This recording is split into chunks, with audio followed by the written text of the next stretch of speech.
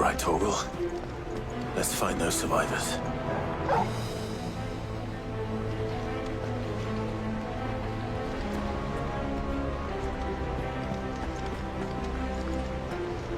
They don't stand a chance against those things.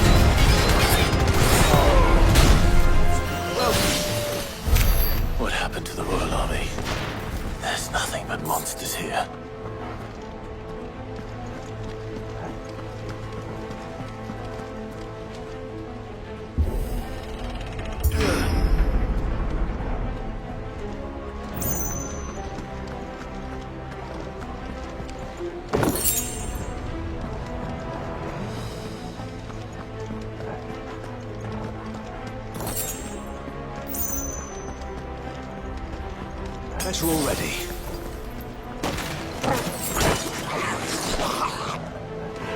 No holding back.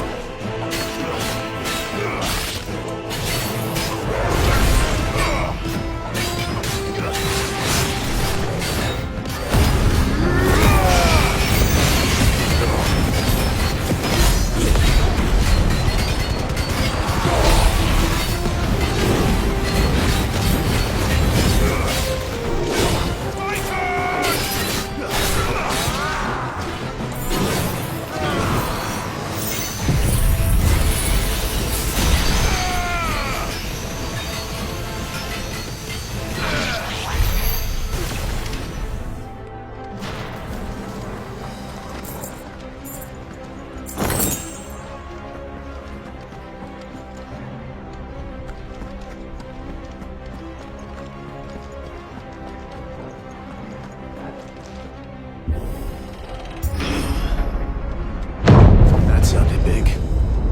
Joshua and Jill must be busy.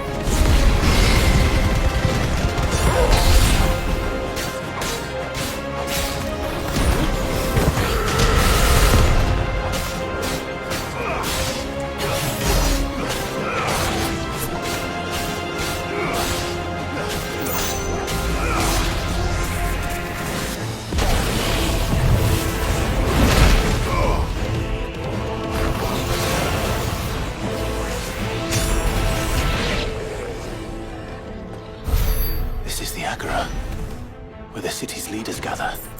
There may still be survivors inside.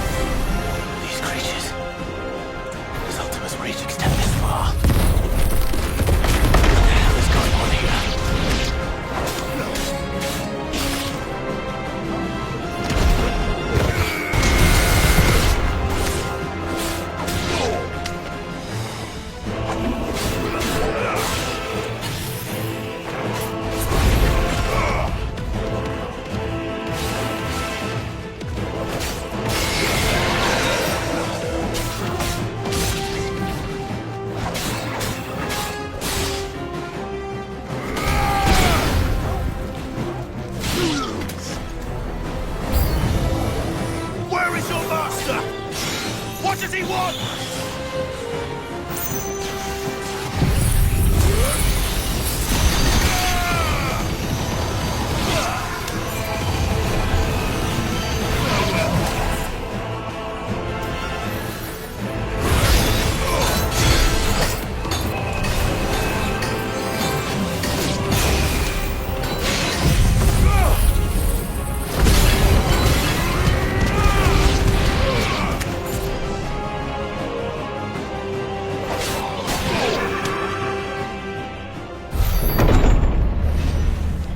You've caused quite the commotion. But then I would expect no less from you, Muthos. You again. I don't believe we've been introduced.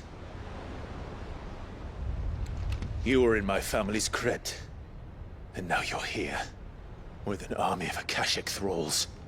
Manners, Lord Rossfield?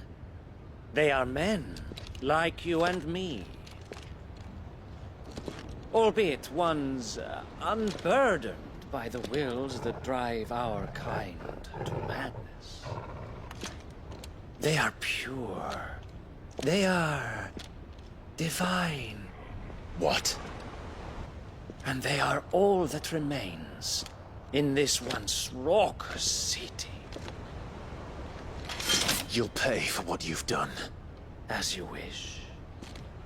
I confess I have been very much looking forward to this. Pardon me this indulgence, Your Majesty. The vessel shall not be spoiled.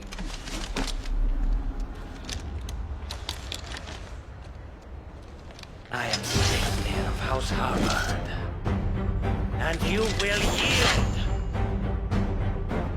Or not. As long as you don't hold back.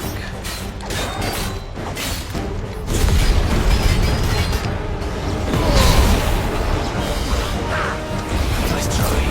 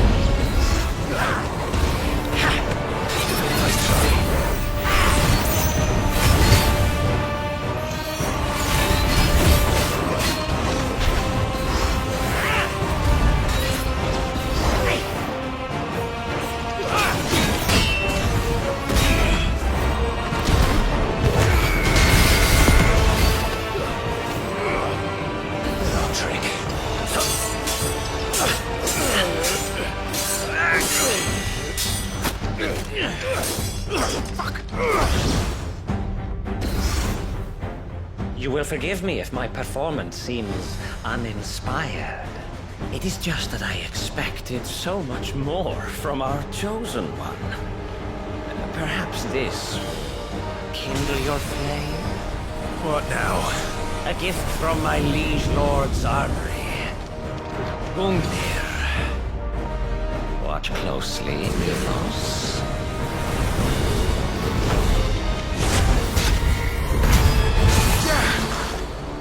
Yes, Yes!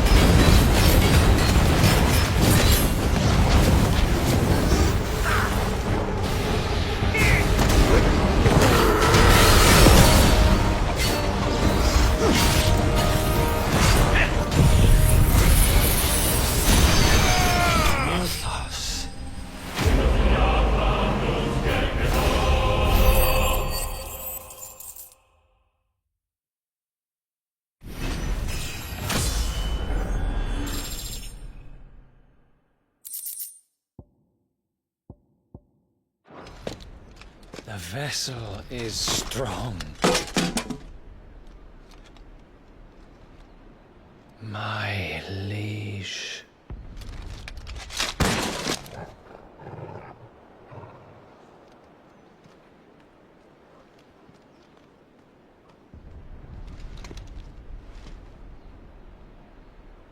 Clive!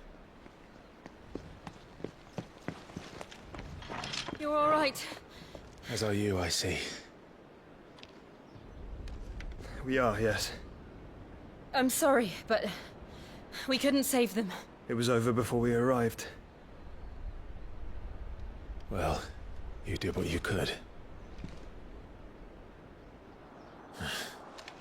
I fear we were all too late. What's wrong? Nothing. I hope.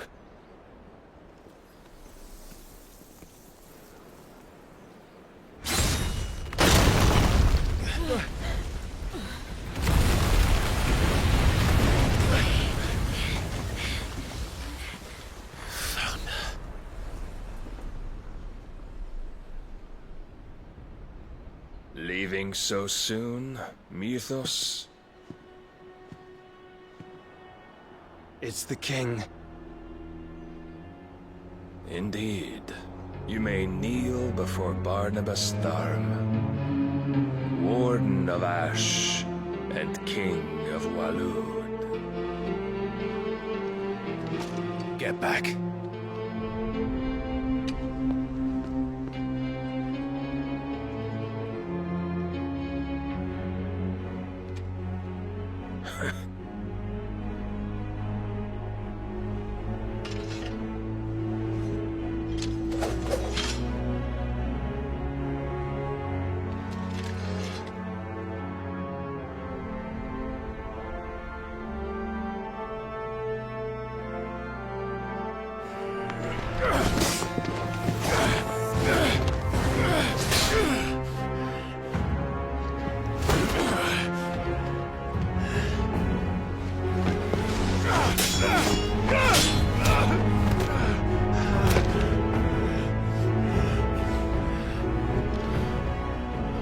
Wild and impetuous. I expected more of the boy who bested my Lord Commander. Yet I see why my master covets you so. The power within you, Mythos. The potential.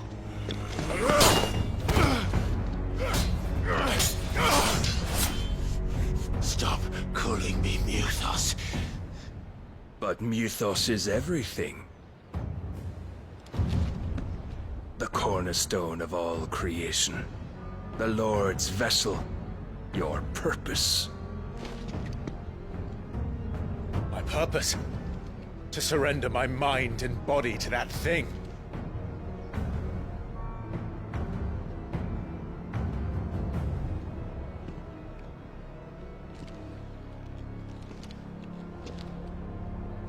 No, Your Majesty. My purpose is my own. I made a promise to my friends, to my people. And nothing is going to stand in my way. You would allow this delusion of free will to bar your path to greatness? Truly, your volition is a cancer. One that must be excised.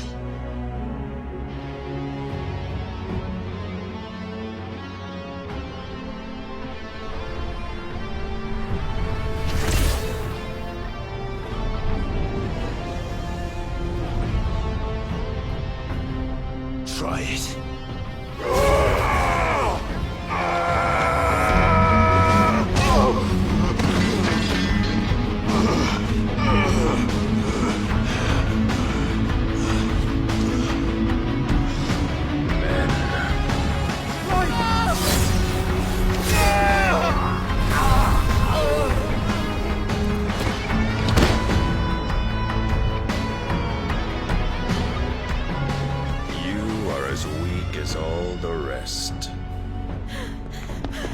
Joshua!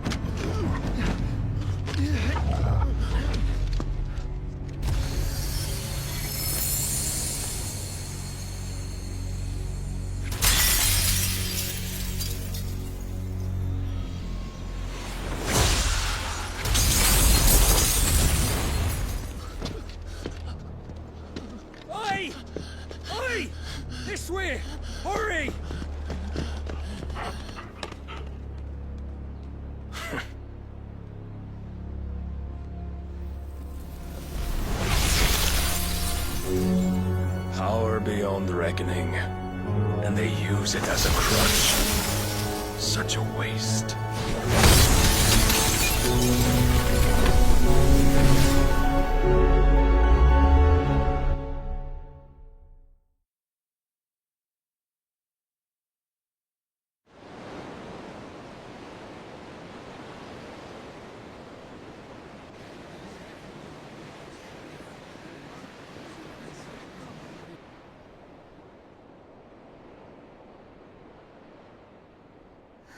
Will he be all right? The phoenix can mend flesh, but the spirit must recover on its own. I'm afraid the rest is up to him. This place is remarkable. Outfitting it must have been no small feat. But why go to such trouble? That beauty's belly's filled with wonders the world ain't ready for. If the guilds caught wind of what we were up to, they'd all want a piece. All right? And how is he? Do not blame yourself. He was barely breathing when you brought him here. We would have lost him if it were not for you. No. Barnabas may have severed nigh every sinew in my brother's body. But he made certain the wounds were not fatal. Nigh every sinew? Allow me, your lordship. Don't know what I was thinking, putting you to the trouble like that. 'Tis no trouble carrying comestibles to my ailing nephew. I know, but you've already done so much for us. Pouring your gil into the hideaway and now the ship. I don't want to take the piss. You risked your life. And for what? Some girl you hardly know. Why'd you do it? You not mad or something? I wouldn't go that far. Clive! You're awake. My boy! Oh. All I want to do is help. And the world won't save itself. It was Sid. Your father, who taught me that. Sounds like him. Don't you dare do that again. What of the Royalists?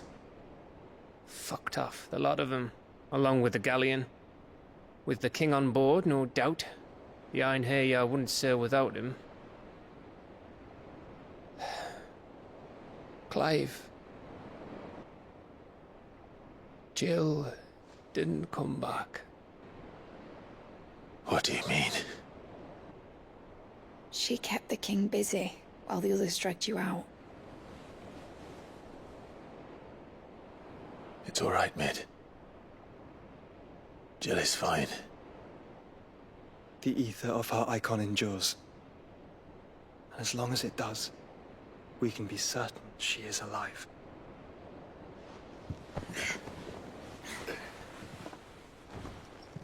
We must pursue the Black Galleon.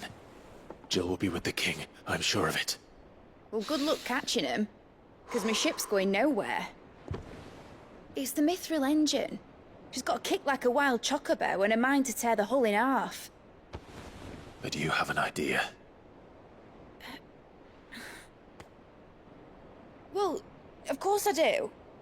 My dad'll have seen this coming a league off. If I had his old writings... If you had his old writings, you'd be sitting under a fuckload of rubble. The ones Otto didn't save anyway. I suppose he might still have a few pages in his stores. We'll have to hope it's enough. Do what you can to ready the ship. I'll speak with Otto. In your condition, you really are mad. Perhaps.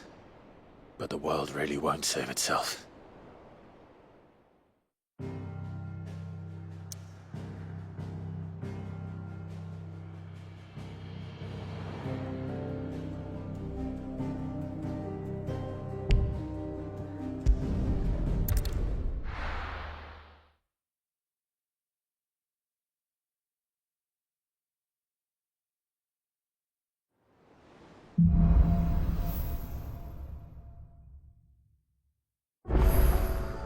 Right. Gav said that Otto might know something.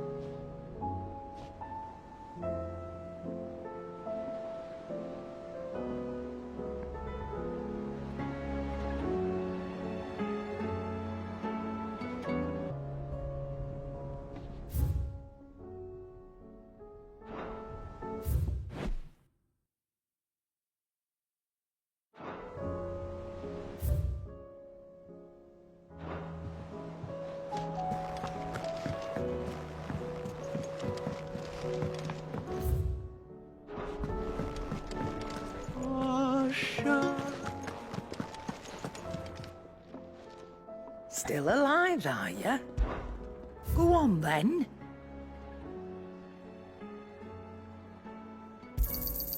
You're rubbing me blind, you know.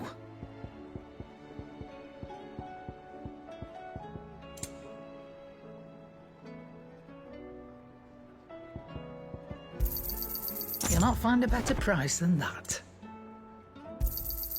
It'd better all be here.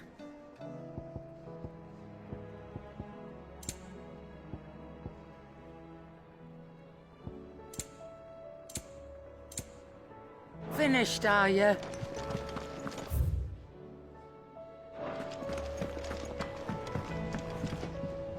So what do I owe the honour?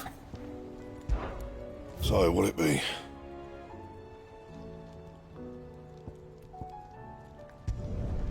Not bad, if I do say so myself.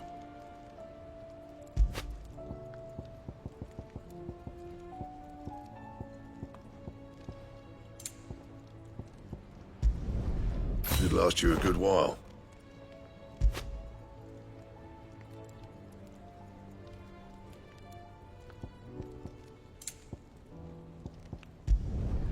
Not bad, if I do say so myself.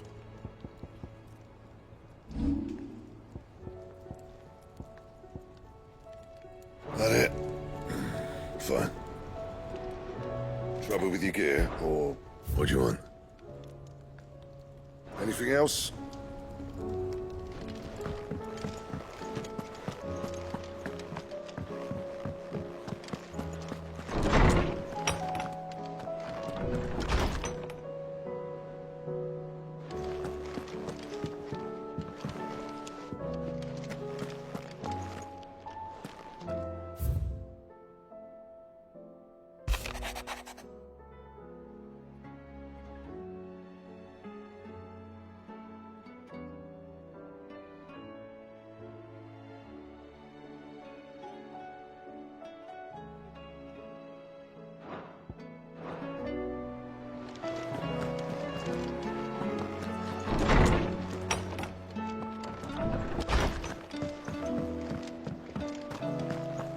If it's knowledge you seek, we've tons of plenty to guide you in your search.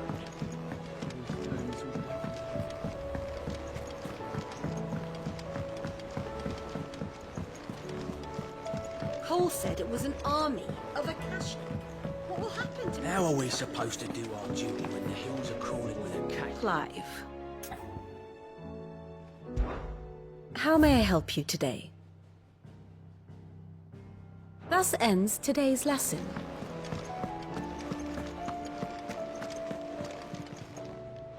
Clive!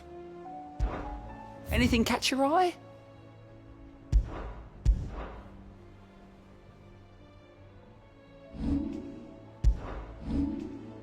Always something, isn't there?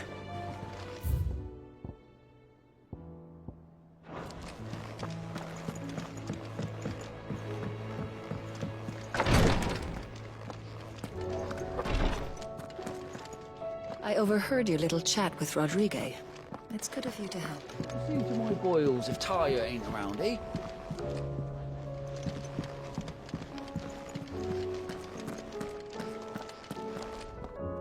If we could get ammonia to grow here in the hideaway, we wouldn't have to risk it.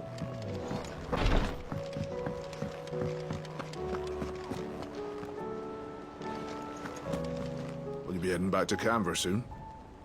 You let us know if you need an escort. Clive? But if you're here, where the hell is everyone else? Don't tell me. They're all right. But it's a long story.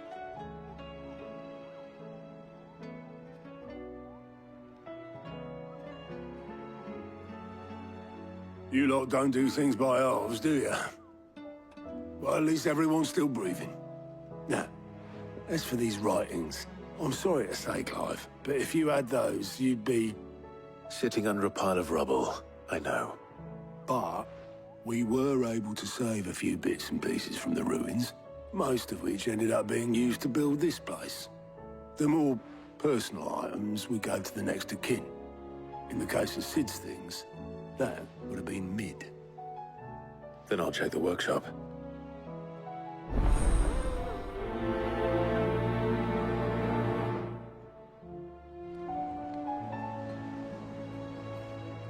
I try not to think too much about what was lost the day Titan attacked. If only it was just Sid's life's work.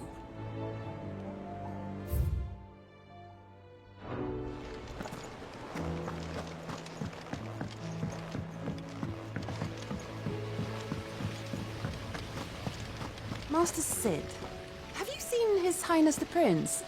We were to dine together, or so I was going to suggest. Before he vanished, that is. I suppose now I'll just have to ask the Bard.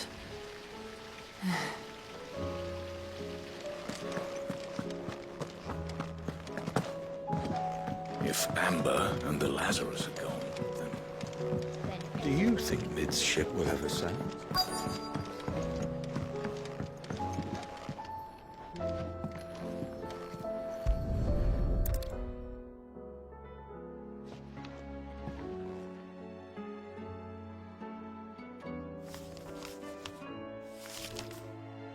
This looks like it's from Sid's old diary. But you'll already have read it. I'd better keep looking.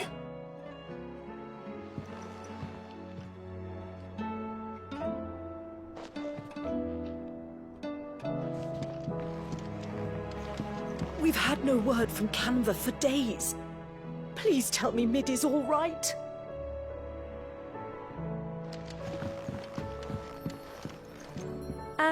I know this is your hideaway, but you really shouldn't be in here.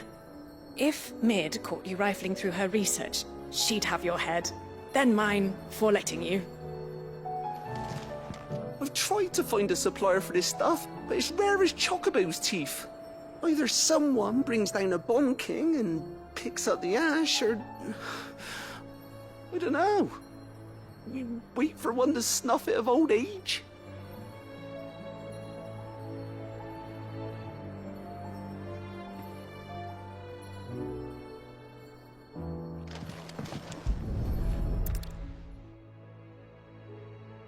What do we have here?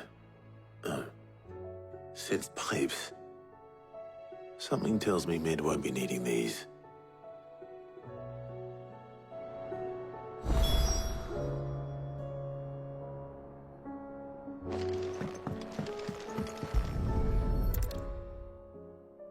I remember seeing this doll in Sid's cellar. I wonder if it was Mid's.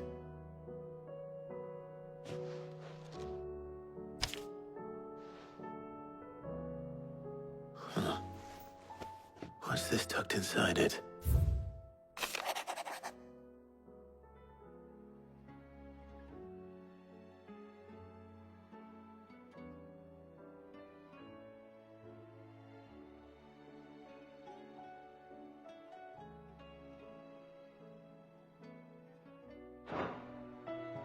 Sid's best invention. Huh. That sounds promising. So Sid hid something in Mid's first opus. What would that be? Perhaps Otto might know.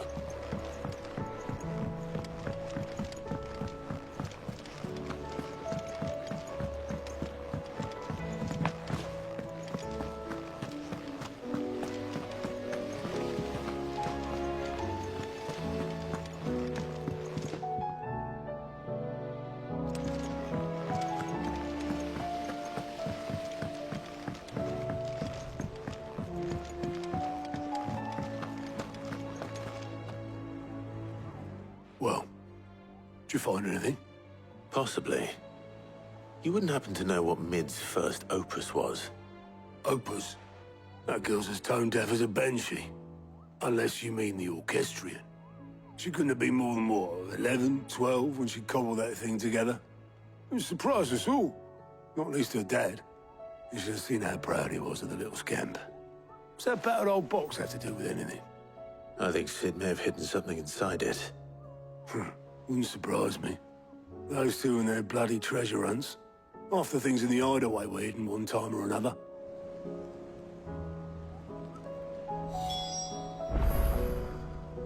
The orchestrion's in the tub and crown, where it's always been.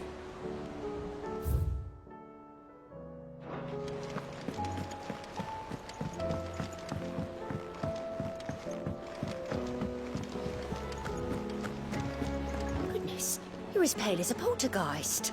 Why don't you sit down and have a nice bowl of Molly's brown?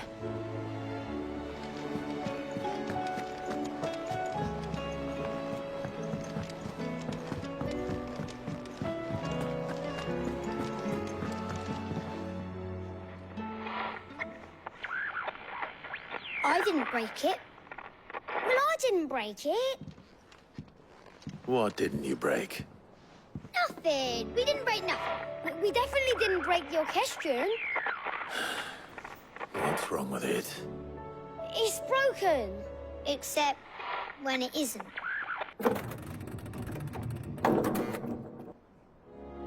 See? And you had nothing to do with this? Nope, nothing. We just wanted to listen to all the songs at once. So we pressed all the buttons. Like this.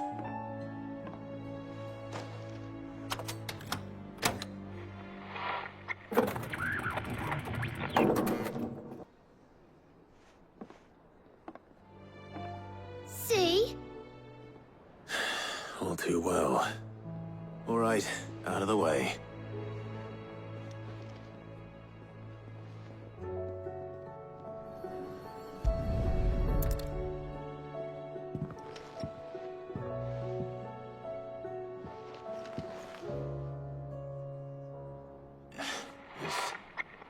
Something caught on one of the gears. Did you break it? Can you fix it? No, I mean, yes. There. How about now? You fixed it! Sid fixed it! He more than fixed it! Yeah, new music! Huh. Never heard this one before. It started playing when I removed this. Whatever it is.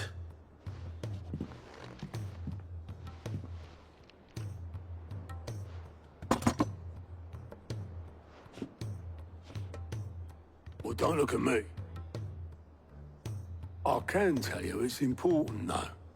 Sid showed it to me once and said as much. Said it was the stuff dreams were made of. Let's just hope it's the stuff ships are made of as well. Indeed. Let's see if we can make some dreams come true.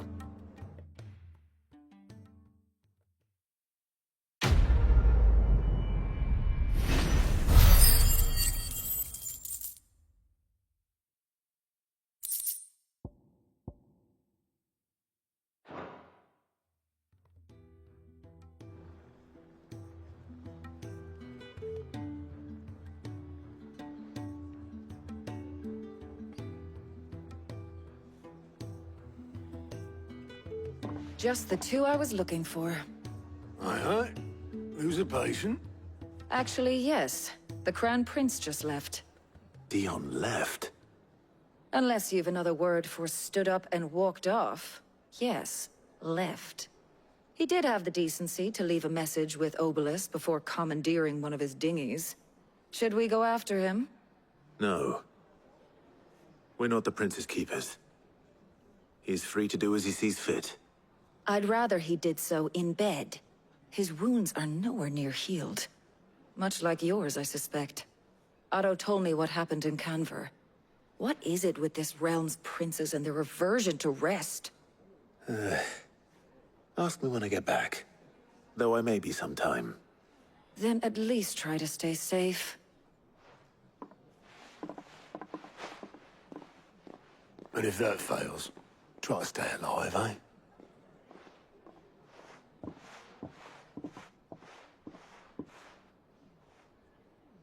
Every moment I waste here, the further the flagship sails. I have to get back.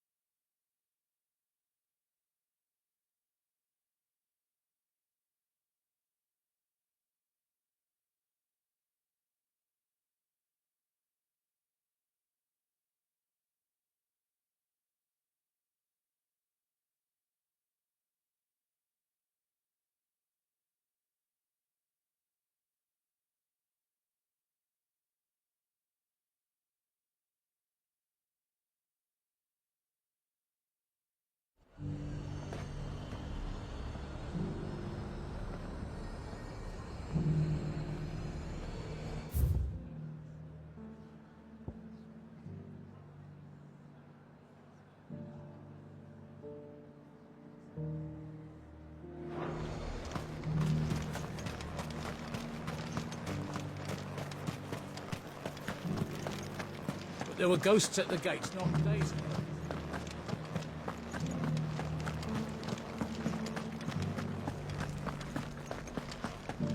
Those things I said before about not being... So many were injured.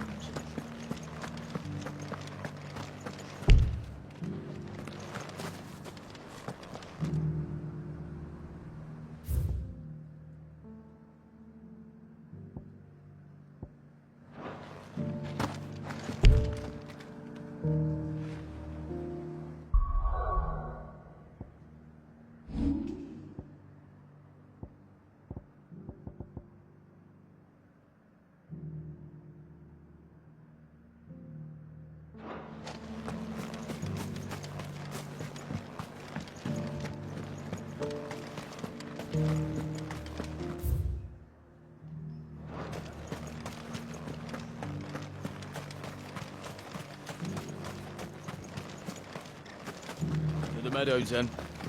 That's what the captain said.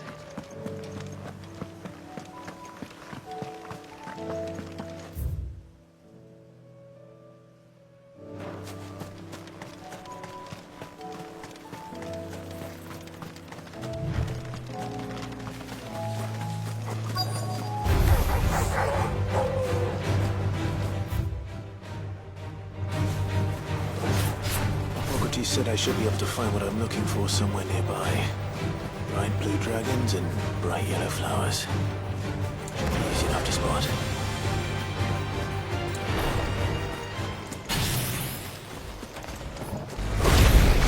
This must be our wyvern.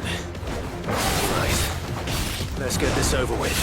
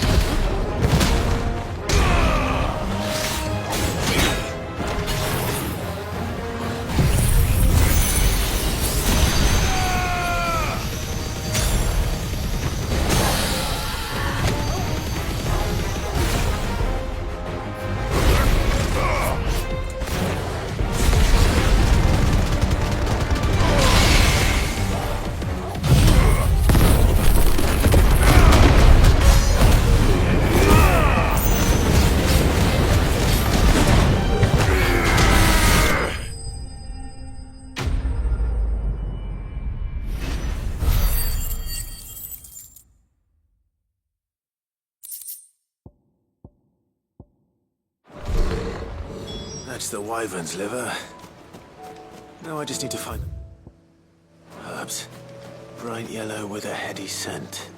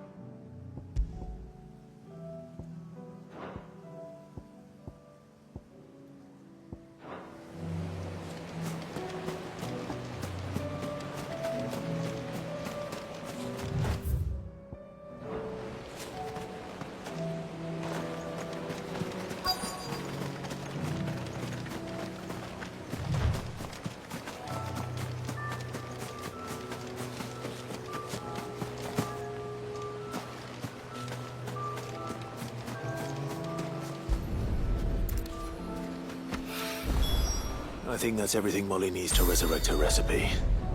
Better head back.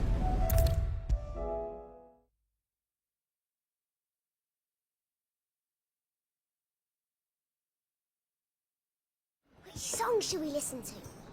All of them.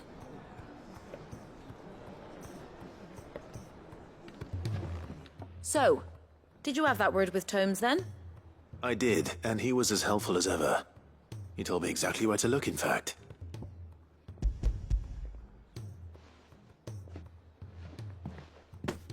And what precisely will I be cooking up? Or is it better not to know? Blueback wyvern liver. And, a herb known as Saint's Bonnet. Ah, wyvern livers, was it? Well, at least it weren't actual worms, I suppose. Now then, you stay right where you are. I've got some cooking to do. Let's hope these grand old chefs of yore knew what they were on about.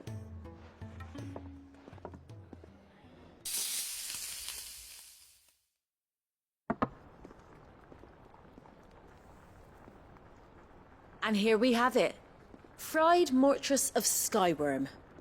Ivan's offered to make sure it's fit for consumption. Well, I say offered. He as good as begged. And rightly so. Is there any higher honor than partaking in a slice of culinary history?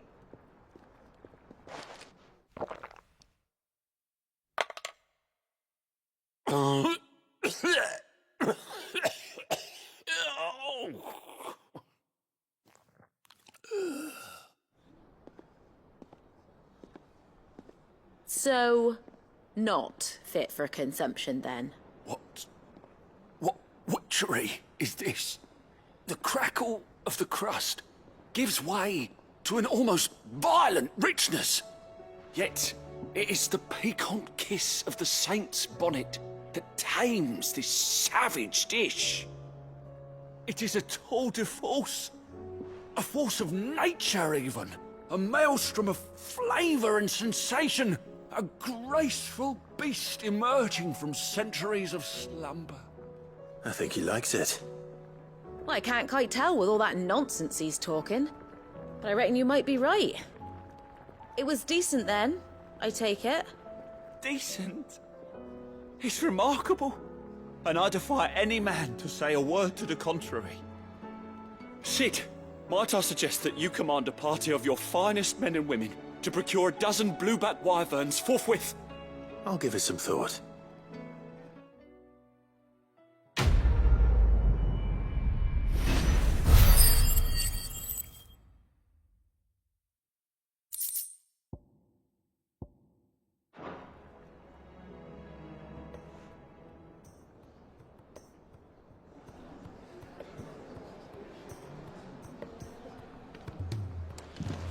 That book may be a veritable treasure trove, but the recipe...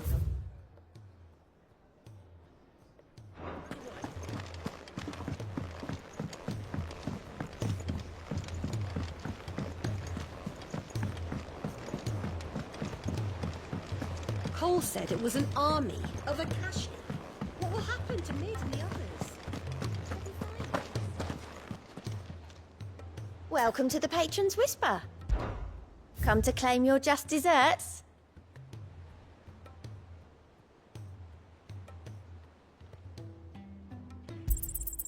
All yours. Come again. I may have more for you.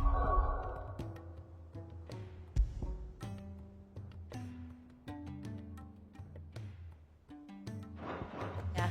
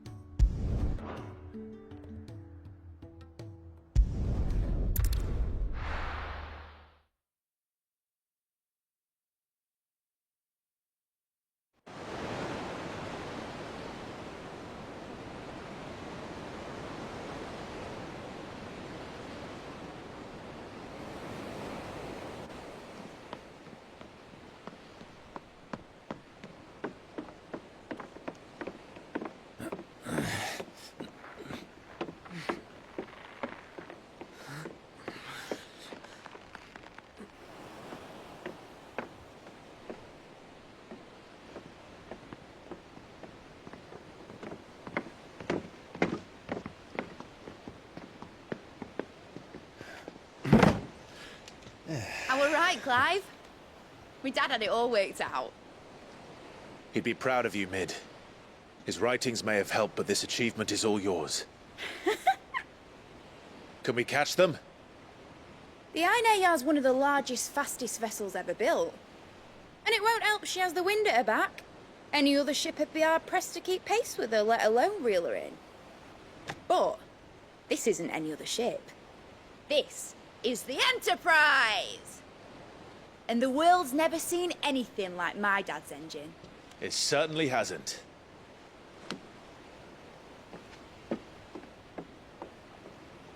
Clive, what do you know of Barnabas Tharm? Only what the bards sing. And he sailed to Ash from southern lands. that it was his mastery of the blade which won him the throne. And that his sword, Odin's sword, can sever the very threads of creation. But don't lose any sleep over our last tilt.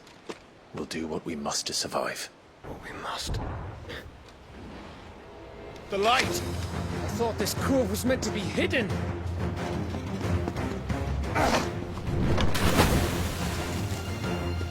Mid! Company! Eh? We'll hold them off until the ship is ready. But hurry! Bollocks!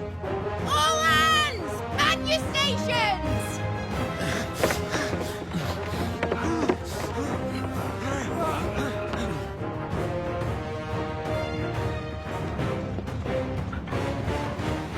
Everyone with me?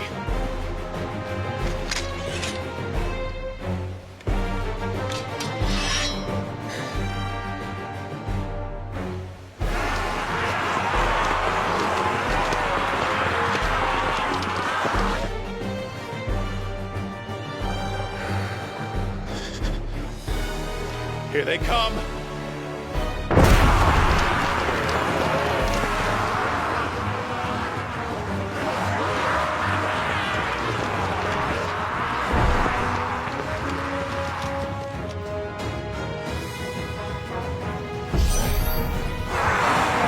Mid needs every moment we can give her.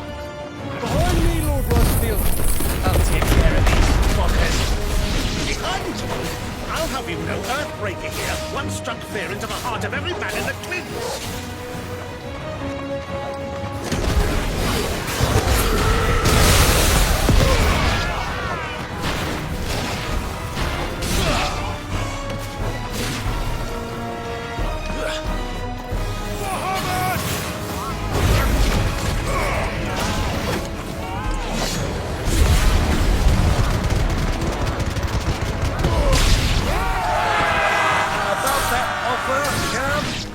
How are we doing, Mid?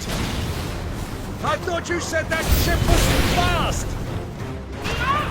But to get going, well, that takes time! Unless you fancy giving us a push, you ain't the old sack of dust! Old? I haven't felt this alive in 20 summers!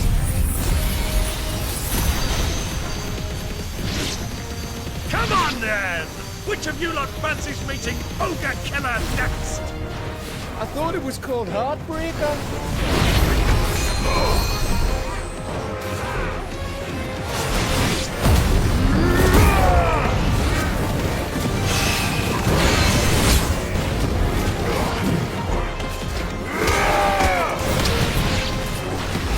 Don't let the coffee be cleared.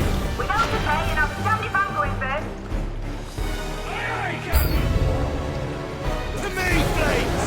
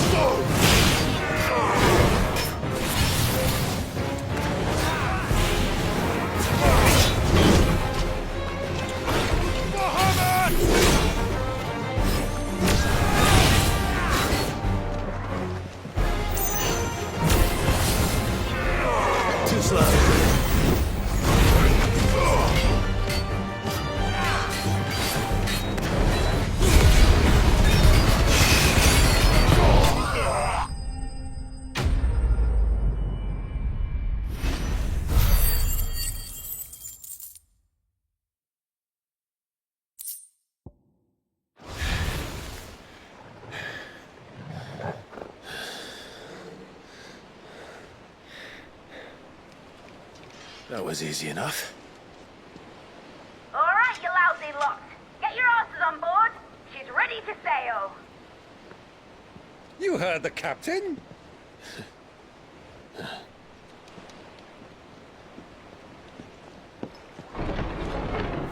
Clive?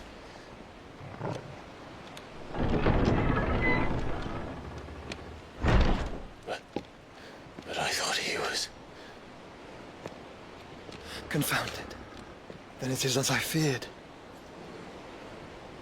Sleipnir is no man, but a creation of Odin.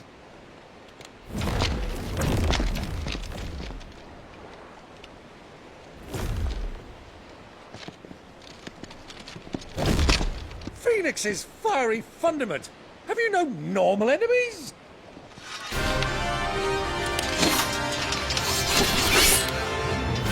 Up for another round? Of course we are. Right, Lord Rosfield? My boy, there was a time people called me the Executioner. Or was it my axe? No matter, heads will roll all the same. Mate, new plan! You leave, we follow! Follow? Swimming, are you? Oh, bugger me! Weigh anchor! Engines dead slow ahead!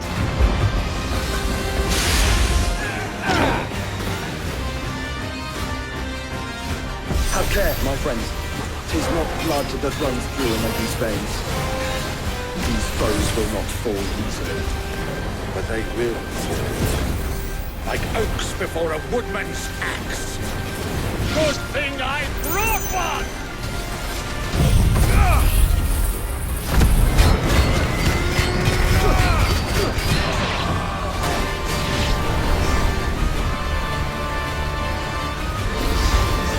How long are we meant to keep this up? As long as it takes. Unless you have a better idea. Well, I've already killed at least 5 of the bastards. Fuck it. Let's do the lot.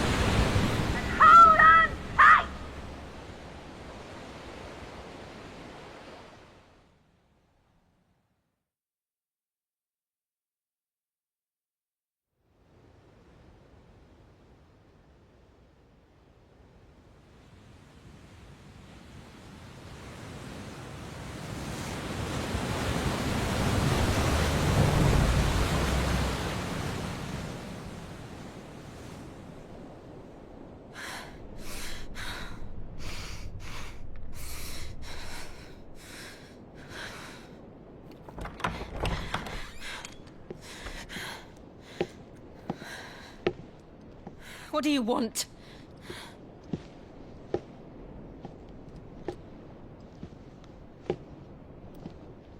That's quite a mess you've made. And wholly unnecessary. You are my offering to Mythos. I would not see you damaged.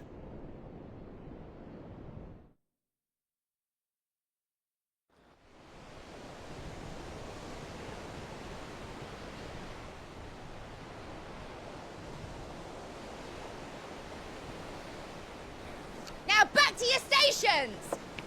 Every bell spent treading water puts another league between us and the galleon.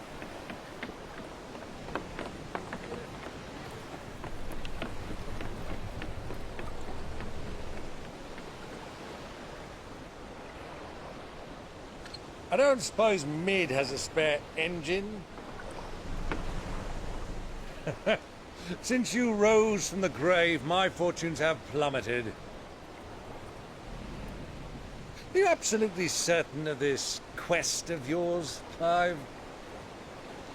The foes you face are as terrible as they are numerous. Aye. And they'd have us live and die on their terms, which should answer your question. Ah! You have that same stubborn look as your father did when he set his mind to something. On the battlefield, I am but a single axe. A deadly one, mind, but a single one nonetheless. Yet what you require is 1,000, and I believe my old friend in Brandalar can provide them. Take care, Clive. I have many more tales of your father's exploits to share. And I cannot very well do that if you're dead. Again. Good luck, Uncle. And may fair winds attend you. As for you, Joshua, take care. I shall do my best, Uncle. Farewell, my nephews. When next you see me, it shall be with an army at my back.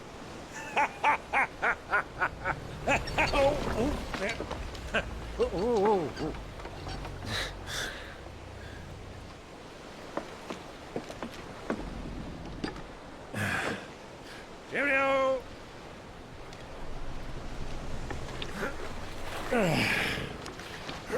Oh, yeah. Do keep up, my boy.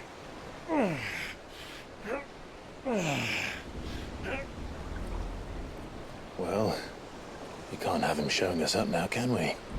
We would never hear the end of it.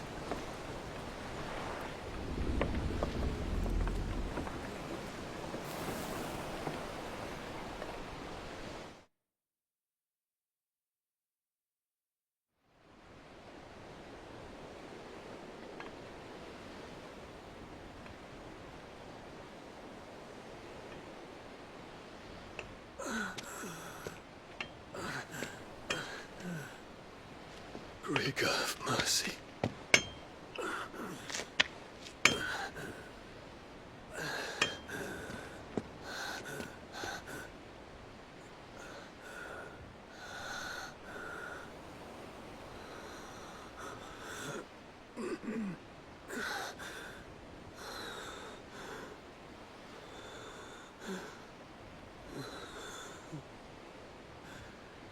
All this.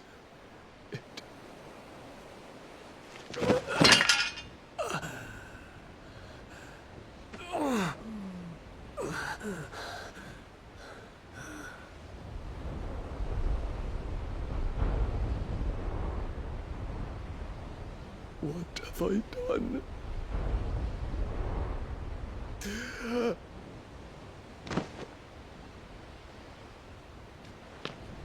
My lord!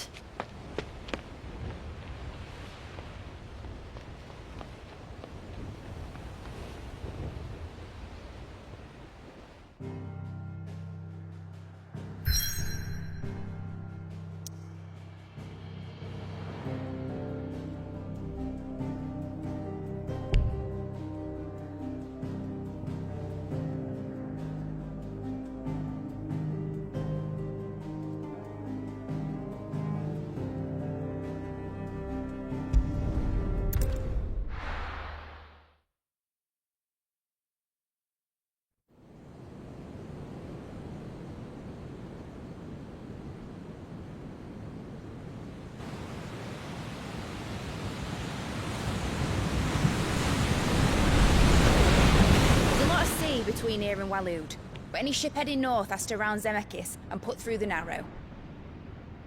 Maintain our current bearing north-northeast, and we'll catch the Black Galleon before she vanishes again.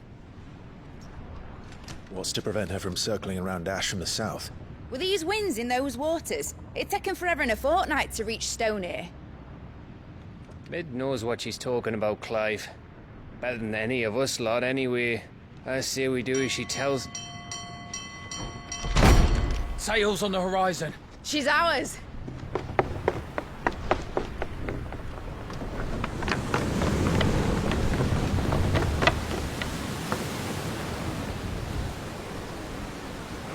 Look alive, boys! Full ahead! And keep those furnaces fed! Aye, aye! Do you feel that, Jill? All hands! Battle stations!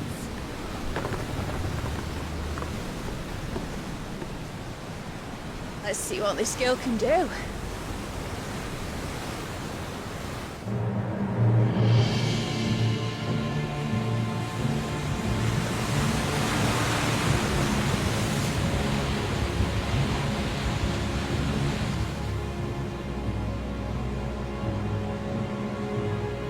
Where one leads, so does the other follow. The bond of consciousness which joins them condemning both to the same fate. Yet my every attempt to strike it from their hearts serves only to tighten its hold.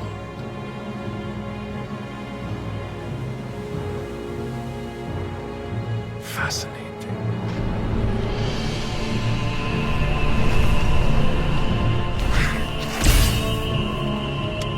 But then, there is naught my blade cannot sever.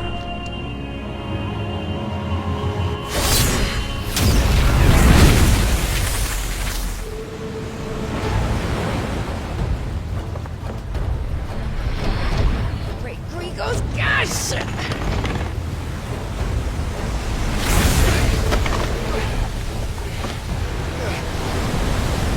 Barnabas. Hard a port! Heads down, you brutes! And brace for impact!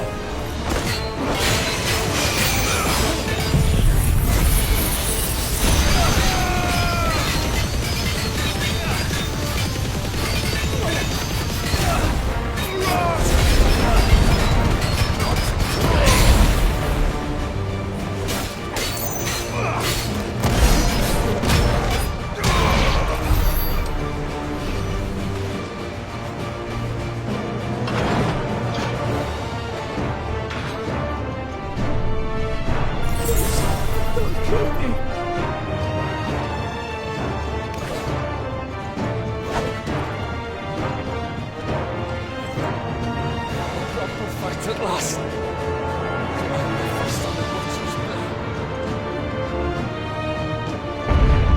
I need to hurry. You are going to die.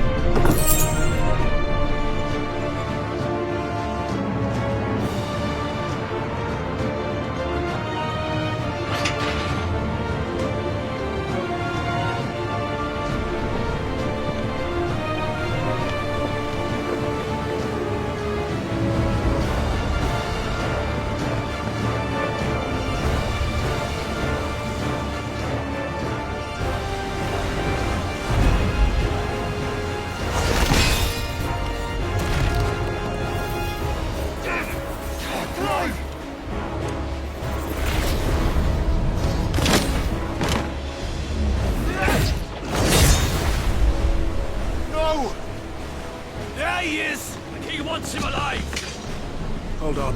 I'm coming. For both of you. Extra shepherds!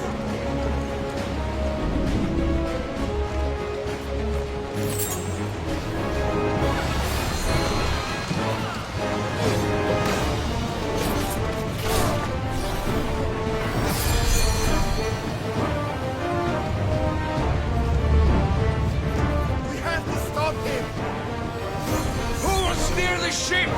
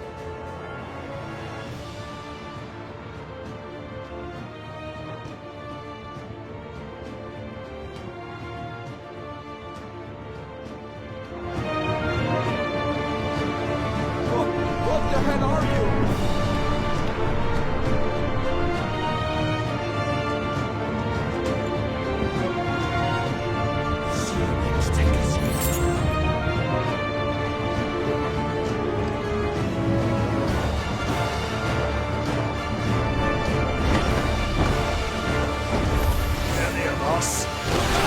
And only one.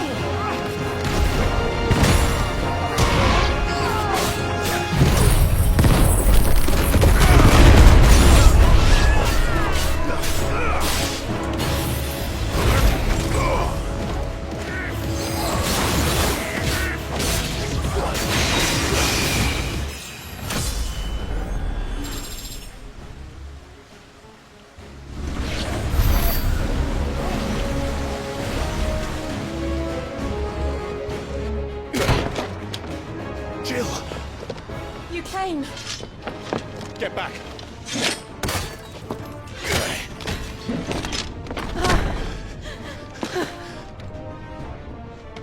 Clive, how did you... I'll explain later. Hands.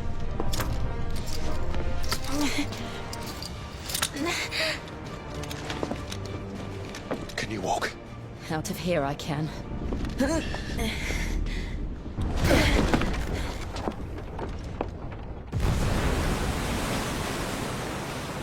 Stand still! Phoenix. Are you not the dominant of fire? I see naught before me but a guttering flame.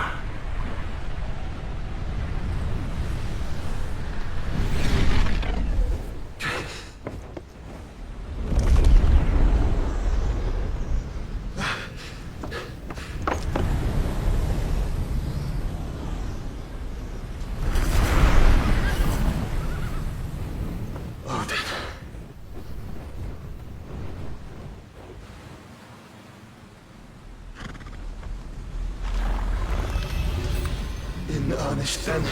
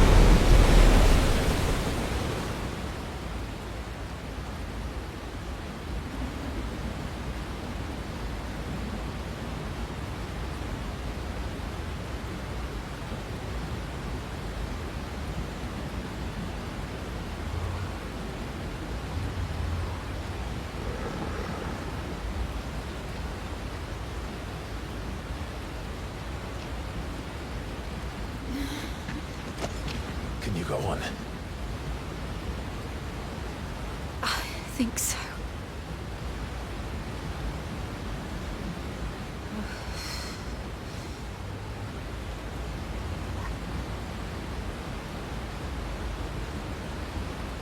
But to where?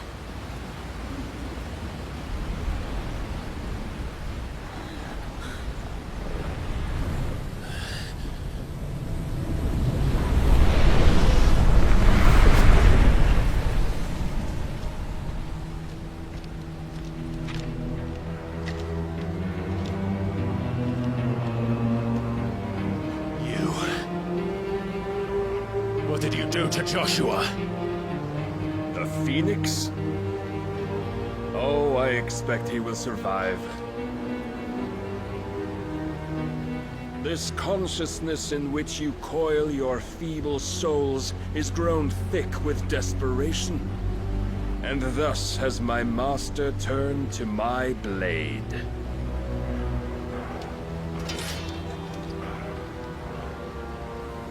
The world will soon be painted in black. And all that live shall gather in death's autumn wake. Not if we remove the cause of this misery. Not if we destroy the last of the Mother Crystals and restore balance to the world. Come. Do you truly think it's so simple?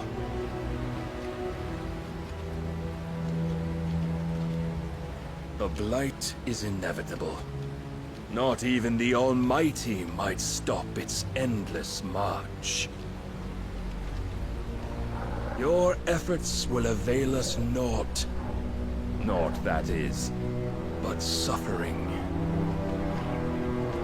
You must embrace the truth, Mythos. Accept your place with the Lord. Keep it. As long as there's a chance, there's a choice. Ever led astray by your blind resolve.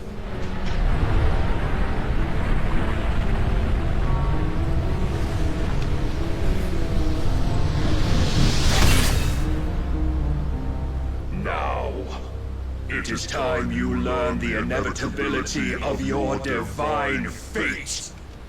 However much it may hurt. Get as far away as you can. Clive, no. Trust me, Jill.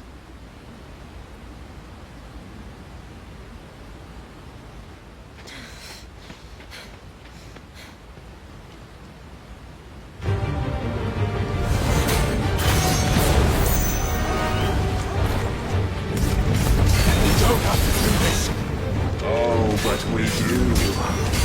If only to remind you of your duty.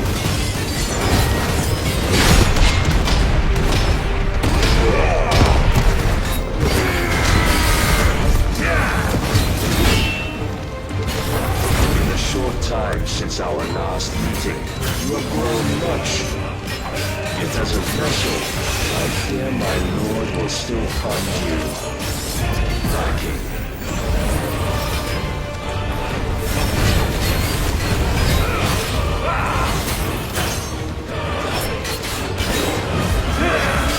All this fire and fury, and for what? Stopping the night? A foolish notion fed to you by a foolish man. How dare you? You know naught of this world nor of our place in it. If our fates were so easily rewritten, we would all be gods. Rise, Mythos.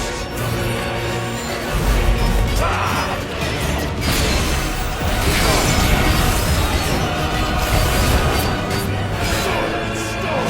have seen enough. If reason cannot sway you, there are other means of persuasion that might. Consult your taste. Too slow.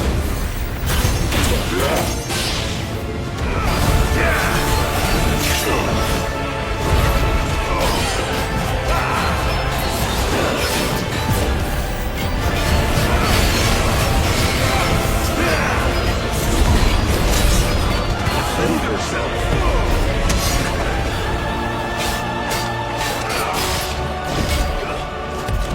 I shall cut you free.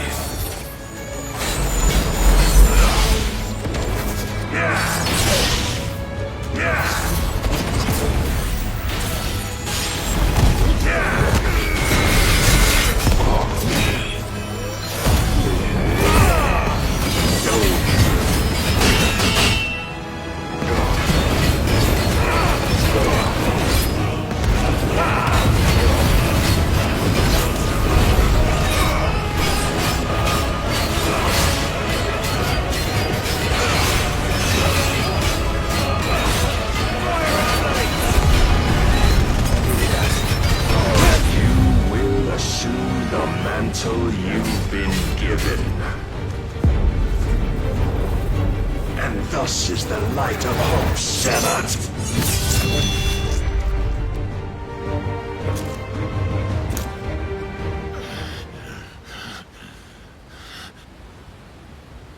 You would yield so soon. Never. Clive!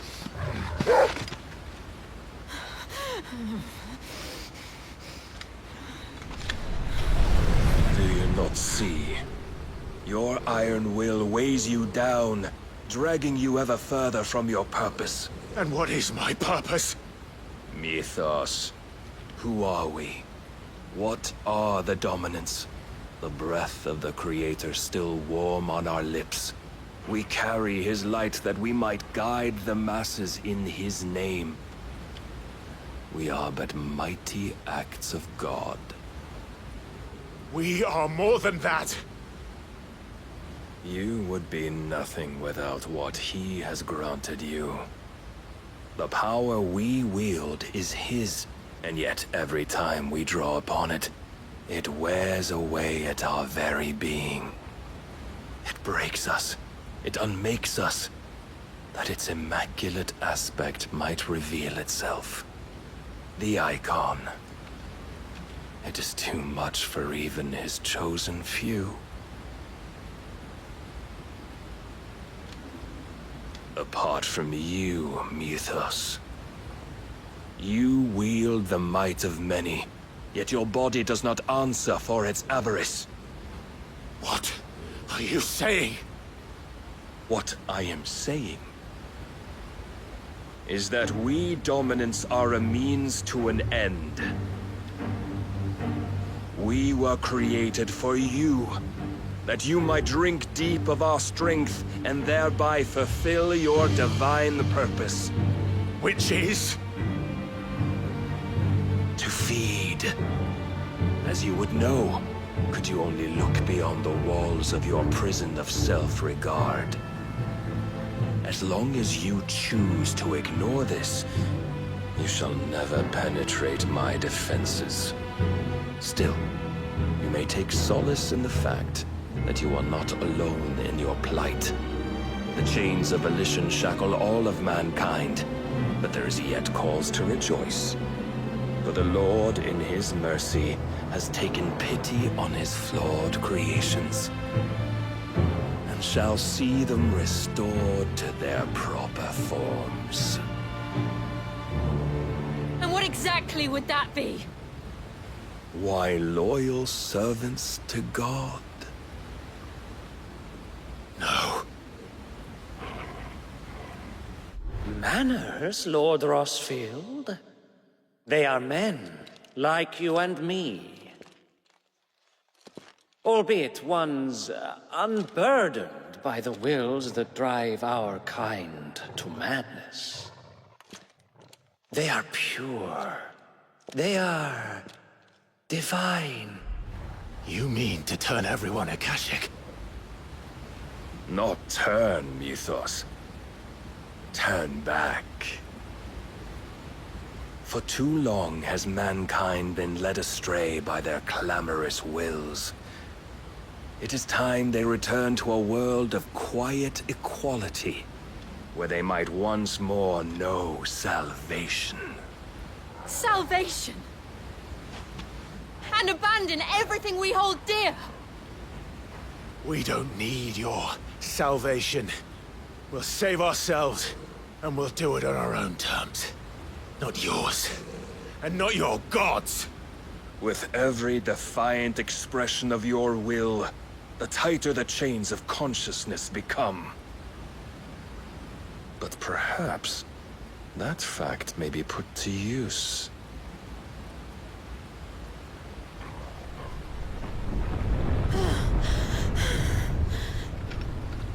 Clive! The faster it binds you to the remaining dominance, the stronger your hunger will become. Until it leads you back to the only answer there ever was. Mayhap not by the path my master intended, but back all the same.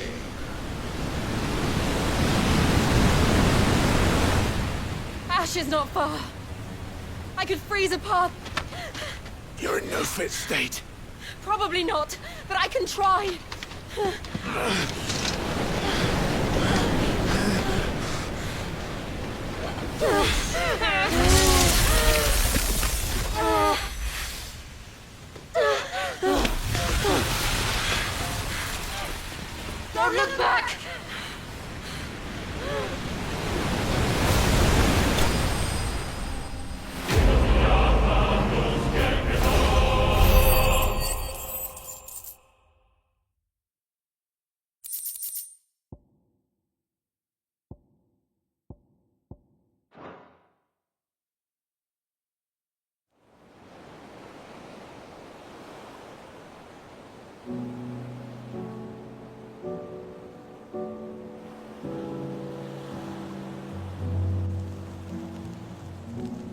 hope the others are safe.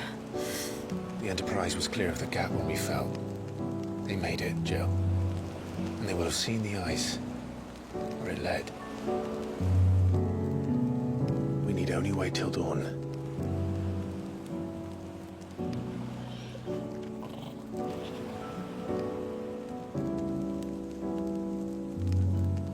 This is the second time Barnabas has bested me. I'm powerless against him. And maybe there really is nothing else for it but to give yourself to his master.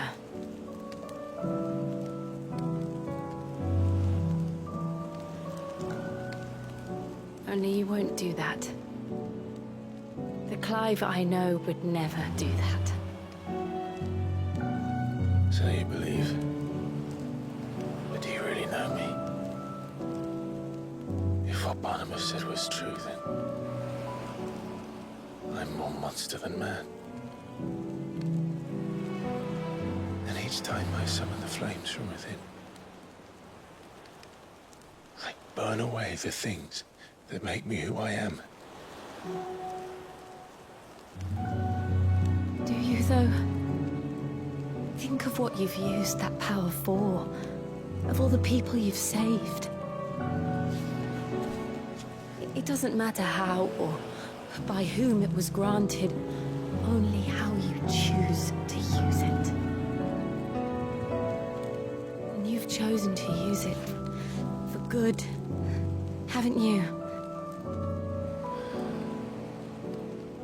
I've also used it to kill. What if that's my purpose? What if it's all I'm good for?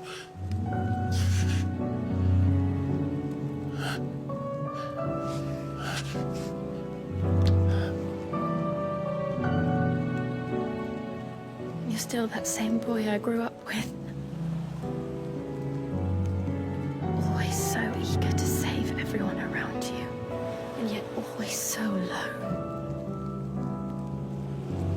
Because you failed to realize the one thing that needed saving most of all. You, Clive. You. You never once took the time to save yourself.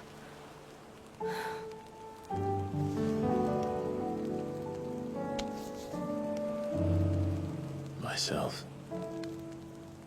I think I might be beyond saving. No one is beyond saving, provided they want to be saved. You fight to survive. And you survive so that you may protect those you love. It's what you do. What you've always done.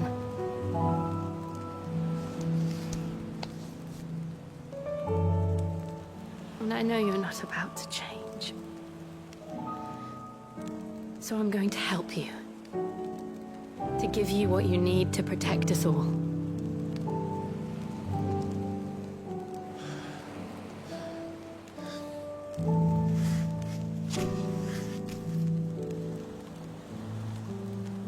Jill. Are you sure?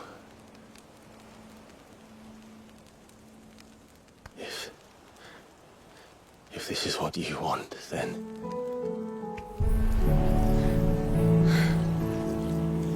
Don't worry, Clive. It is.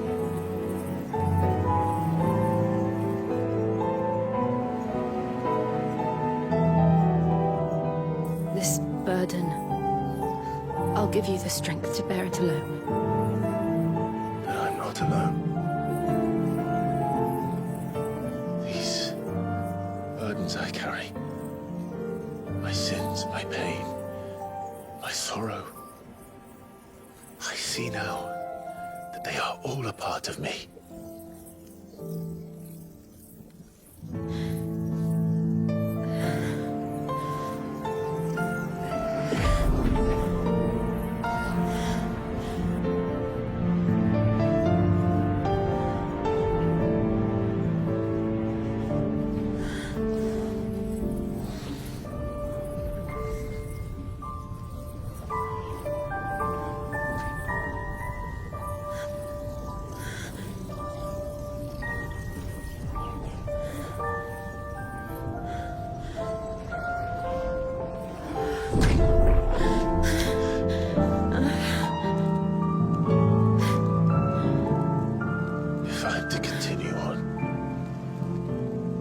pledge my life to those I love.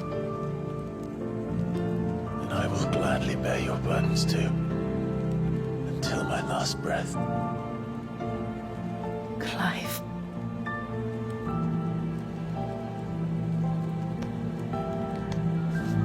I promise you, Jill, we will find a way to escape this fate. Find a way to save each other.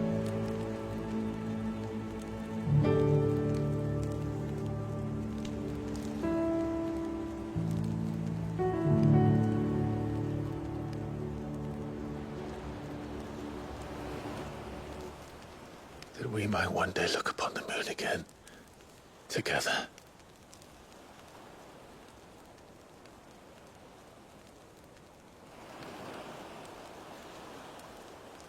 And I promise you, Clive, that I will be there, no matter what you must become. I know.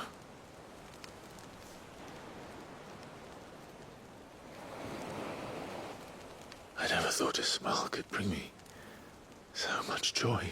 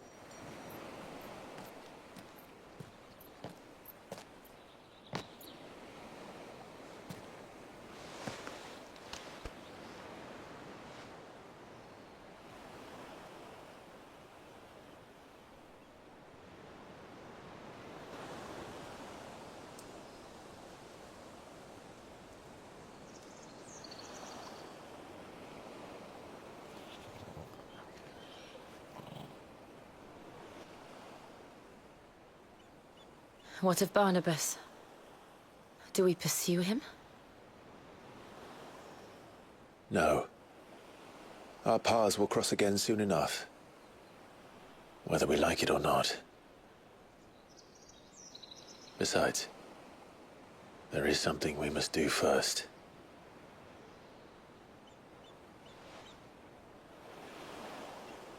Of course. Drake's spine. The last Mother Crystal. The Einherjar is at the bottom of the sea. Waloed won't dare move on Storm without her. But they know we're coming now. We'll need a plan. And a damn good one at that. Then let's go home and find one. Ash will have to wait.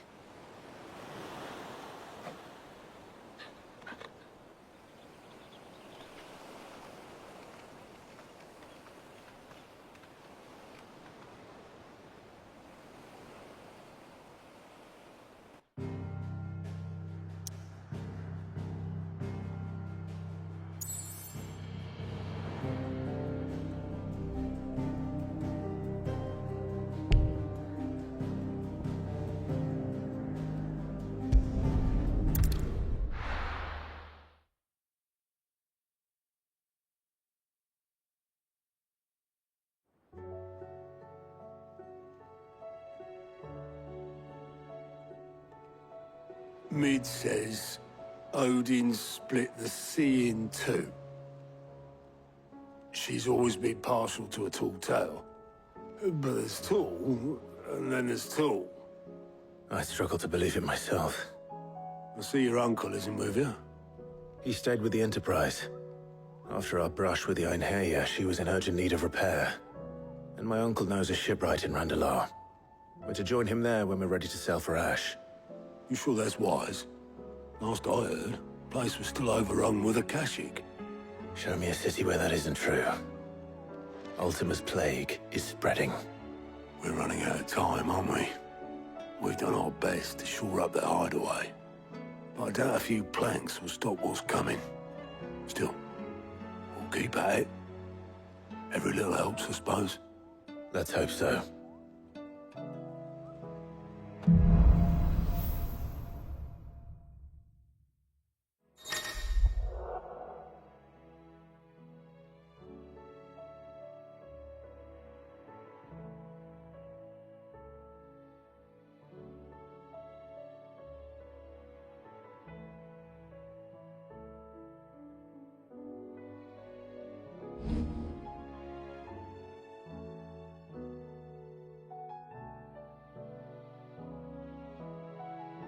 We should visit Joshua, assuming TIÄU will allow it.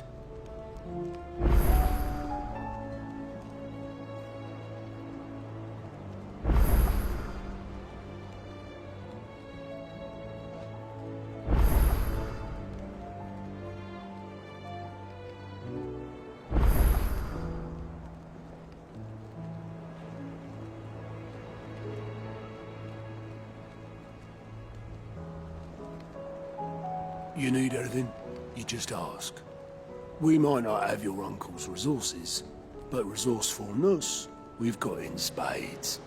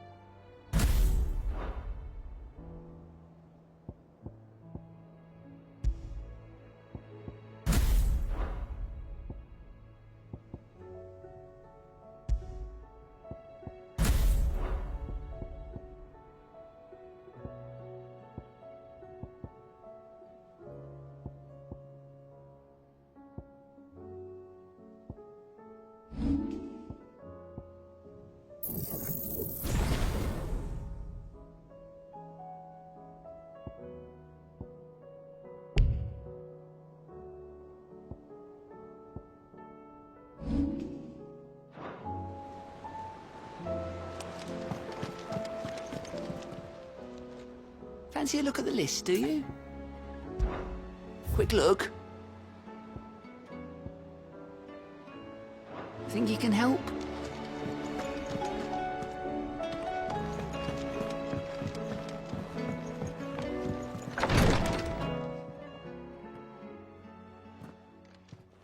How are you feeling, Joshua? Better than I was. But not nearly as well as you should be. Your cuts and burns may have healed, but your body still bears the burden of every spell cast. And what would you have had me do? It was no ordinary foe we faced. It was the Warden of Darkness. Yet still, it was not enough. The king could have ended me at any moment, but instead chose to toy with me like a curl does a mouse. You underestimate yourself. Oh, it was crystal clear.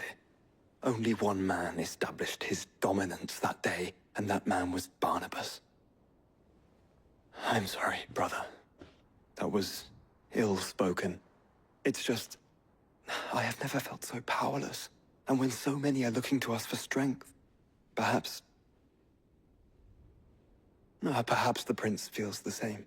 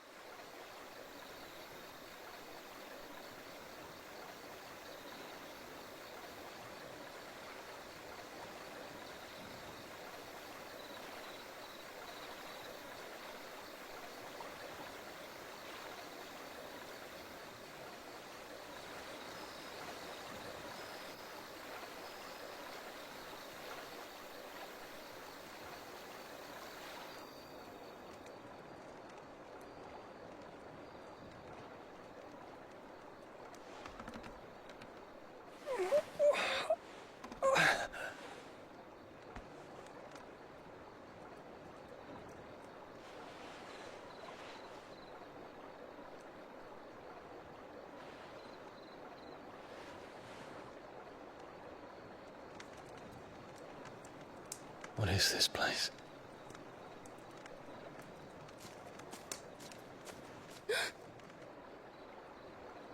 Don't move.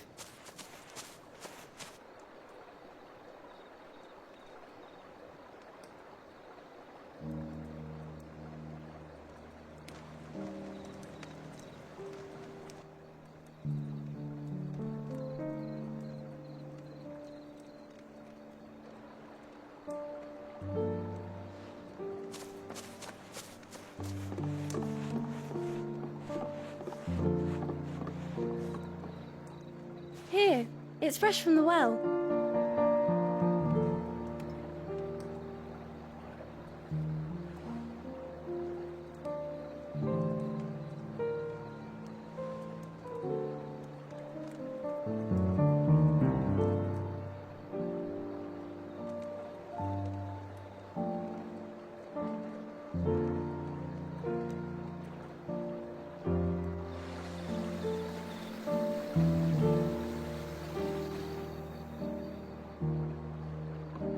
Grandmother told me spirits sometimes get lost, and that the lanterns guide them to their proper place. I set one on the river for her when she passed away.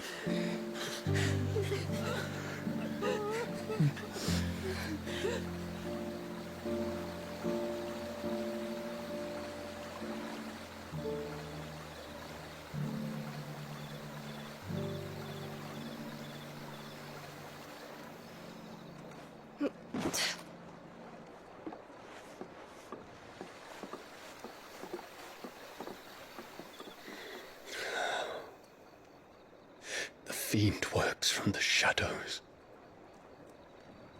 Was it you who guided my hand then, Ultima? No, not you. This is my doing, my fault, my sin to bear.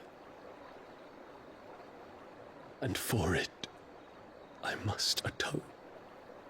Your hurts are healing nicely. It was my poultices that saw you well. You make them? And sell them, or try to. Earns me enough for bread, most days. Forgive me. I have nothing to... I know, but I couldn't just leave you lying there.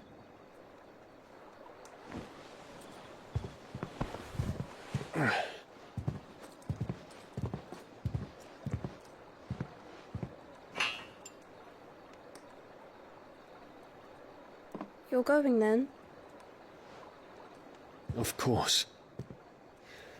I'm healed. Thanks to you and your poultices. Will you promise to come back and visit?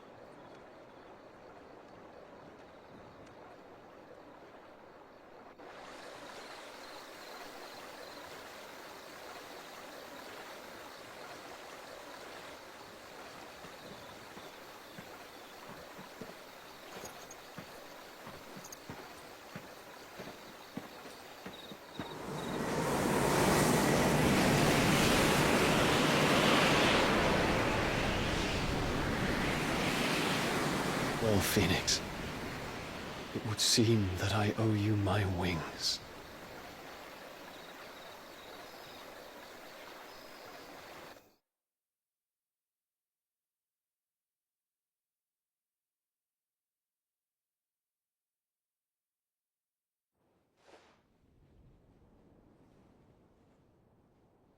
Perhaps he can find an answer. You will be returning to Waloed soon, I gather. I see no reason to wait. Then neither do I. I can think of a few, but I doubt they'll stop you. You will take your medicine. Of course, Lady Daya. Set on leaving already, are ya? How long will it take us to get back to Ash? Dunno, about the same amount of time it took us to get here. Maybe less, if your uncle can find someone trustworthy to patch up the Enterprise. All depends on where we're putting into port, mind. Yes. It's not as if we can put ashore wherever we choose. We have to assume that the whole of Ash is hostile, and that we'll be attacked on sight. Then we must find a place they won't think to look. And I have an idea who might know of one. The Professor! I'll go and tell you come in. While you're plotting our course, I'll be in the shelves with your lawsman. I wish to pick his brains about Ultima. Then I'll talk to Karen about supplies for the journey. They may not be easy to come by in Ash.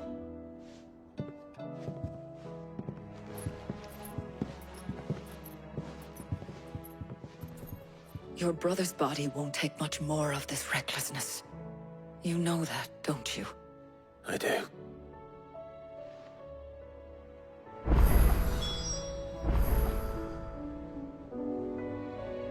You've seen more of the world these past 5 years than most do in a lifetime. It's a shame you never had a moment to enjoy it. You've seen more of the world these past 5 years than most do in a lifetime. It's a shame you never had a moment to enjoy it.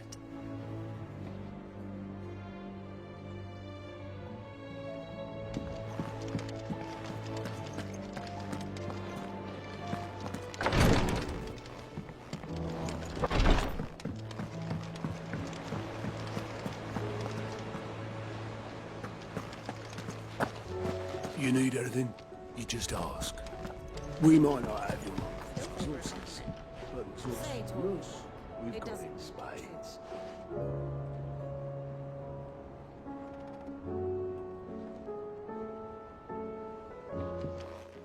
Ah, Clive. I was wondering when you'd arrive. Please tell me you've come to take our young prodigy here off my hands. I'm not here for Mid. I need information on Ash. Then why not ask Molly if you can look in one of her ovens? Go on. As soon as the Enterprise is ready, we'll be setting out for Drake's Spine. And we're going to need a safe place to land. Preferably one that won't see my ship blown to shit and splinters. If it were that easy, do you think Waloed would have resisted invasion for so long? Very little is known of Ash, and the information we do have is spotty and outdated. We have the good King Barnabas to thank for that. Waloed's borders have been closed to outsiders since the day he seized the throne. If there is anywhere safe to land, you won't find it on my map. Then tell us what we will find. I'm sure you know better than we do. But no splinters. All right, if it will get you out of my hair. But interrupt me, and it's over. Understood?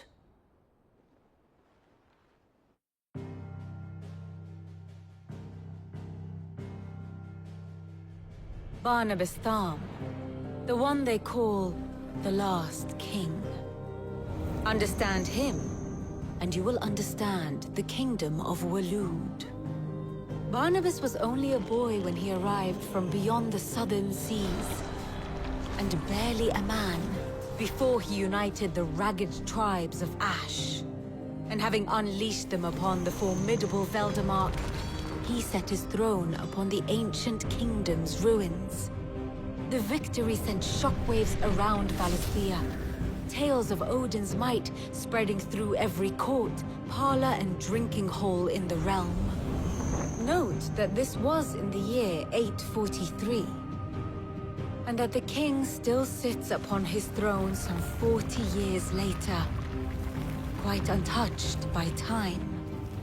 Waloed's recent inaction left many wondering if Odin had lost his appetite for war. And yet here we are. The Einherjar was committed to the fray, a bold declaration of intent. Orcs swarm around Drake's Fang, and throngs of Akashic haunt Canvas streets. Though how precisely the havoc they wreak serves Waloed remains unclear. Regardless, if the order to attack truly came from King Barnabas, then one thing is certain. Waloed has achieved the impossible, and made bedfellows of beastmen and the ether-addled alike. All of which is a roundabout way of saying that you will be in unknown territory when you set foot on Ash. Much of the continent has already been lost to the Blight, and what few ports remain will be fiercely guarded. And that is to say naught of its natural defenses. Offshore currents will cast an ill-equipped ship out to sea one moment, and dash it against the rocks the next. But then the Enterprise is anything but ill-equipped, and Mid has made land there before. Now, if only there were someone with an intimate knowledge of the Shadow Coast, and where a daring gentleman might put ashore.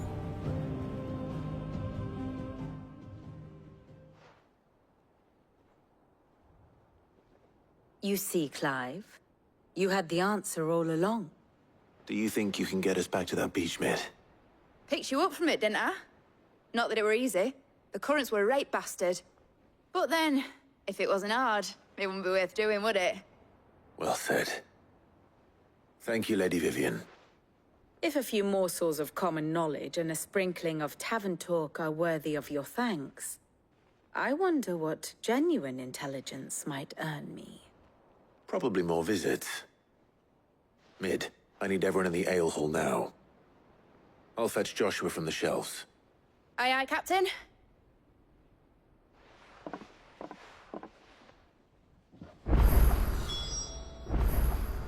What will it be today? How may I help you today? Very good.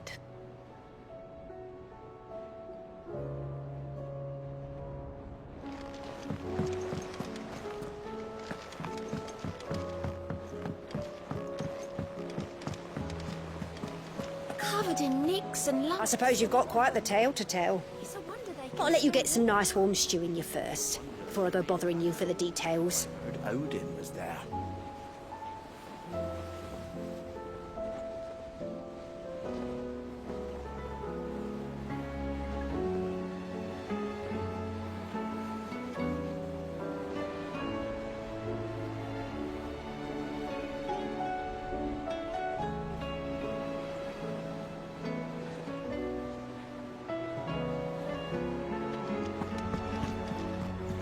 Karen says she'll provide what she can for our voyage to Ash, and has even agreed to forgo payment. Until our return, that is.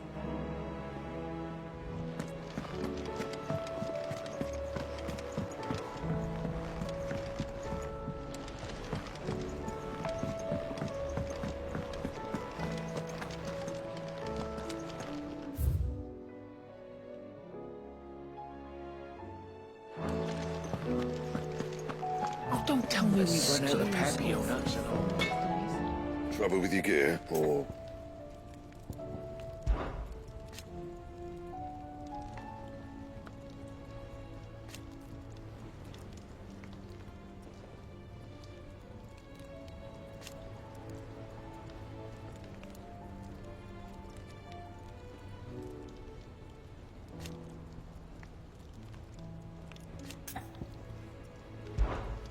What do you want?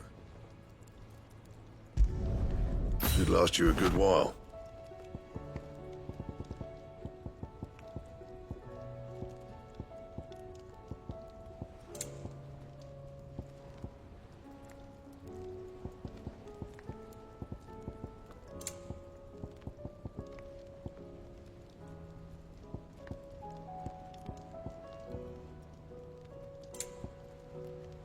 else?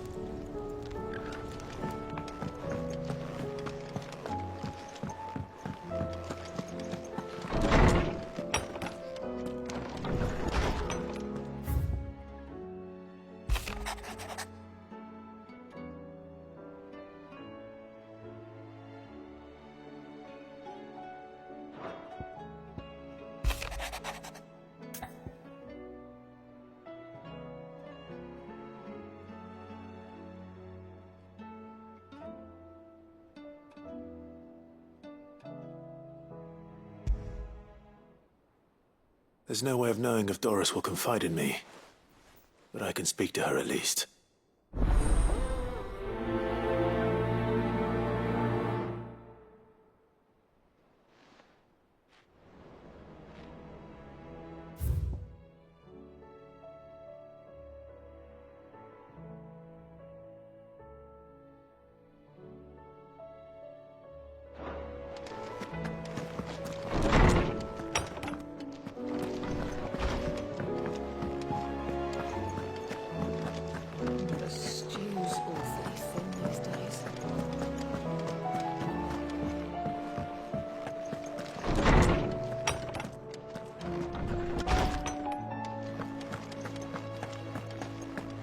I have no reason to assume otherwise.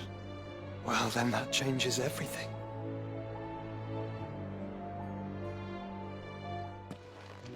Clive, you must listen to this. Lawsman, tell him. Do you recall when we spoke before on the divinity of Ultima? Well, it inspired me to delve deeper into the subject. And what I discovered appears to agree with the findings of His Grace. You will recall that my quest to uncover Ultima's origins began with the mural at Phoenix Gate. But while I've always known it to be important, its secrets have heretofore eluded me. Now, however, I believe I know where to find the more complete example, one that will reveal all we seek. Master Clive, have you ever in your travels chanced to hear of the Circle of Malleus? I would think not, few have. But there was once a time when the faith flourished, the oldest known religion in the Twins, and though its popularity eventually waned on Storm, hints of its dogma remain embedded in more modern faiths such as the Crystalline Orthodox. Wait, you said it waned on Storm. What of Ash? Religious monuments are often torn down or repurposed when new faiths rise to prominence. But if no new faith arose, then perhaps the ancient temples might still stand. And so, you see now why I must accompany you to Waloed. It would appear the past still has much to teach us, though in this case, it would not have been possible without the musings of Moss. To think that you carried a copy of my old mentor's chronicles all along. I am relieved to discover it in good hands. I shall guard it with my life. Joshua, if you're finished here, join me in the ale hall. I need to speak to everyone before we leave. Right away.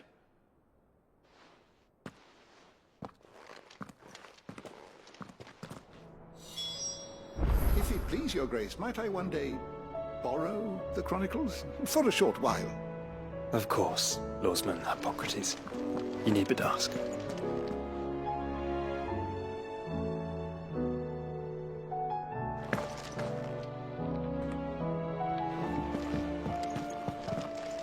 Sid, did you know that chocobos are far more resilient to the effects of ether than most other beasts?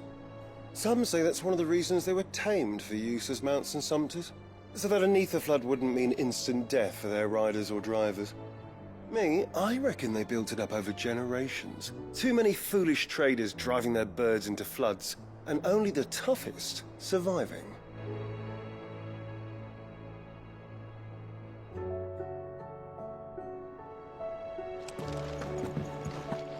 Mid said I could ride the Enterprise next. No, she didn't. She said I could.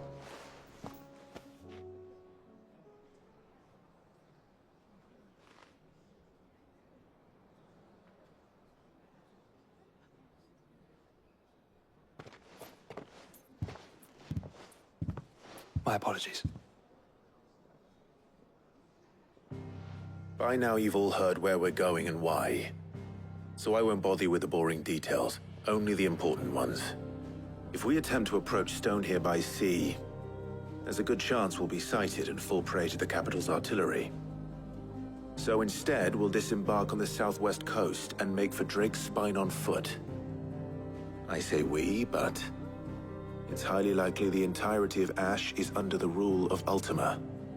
A large party would only attract unwanted attention, as well as slow our march and require supplies which may be difficult to obtain. Only Joshua and I will be going. And a scout. Preferably a good one. Gav, do you know of any? You bet your ass I do. Might still borrow some of Lady Vivian's maps, though. Just in case, like. Once you've dropped us off at the Shadow Coast, you need to retreat into neutral waters, fly merchant colors, and stay inconspicuous.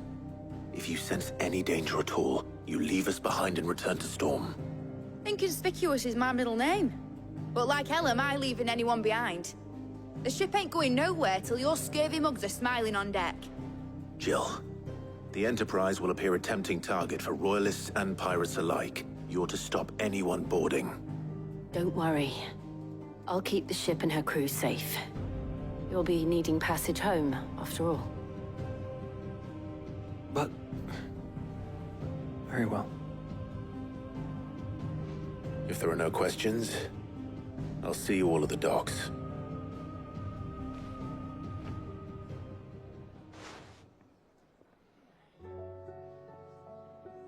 Let me know when you're leaving. I want a word before you go. Of course.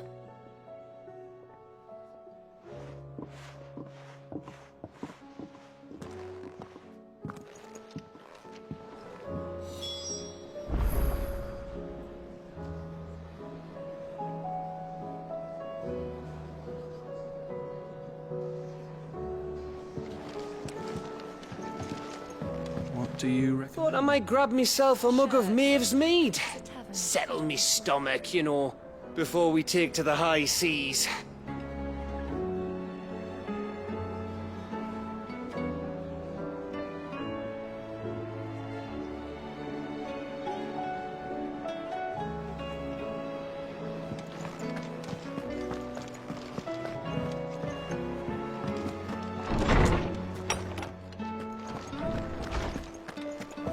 Mid said I can ride the Enterprise next. No. Good morrow to you, my friend.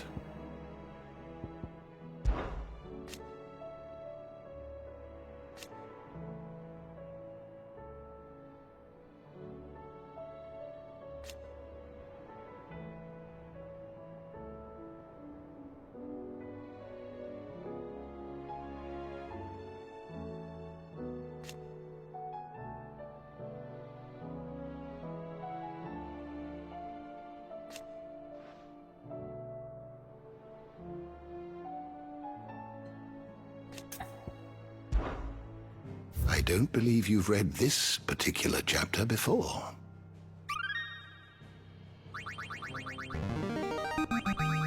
I have quite the find for you today. What subject shall we consider today? You are always welcome, Clive.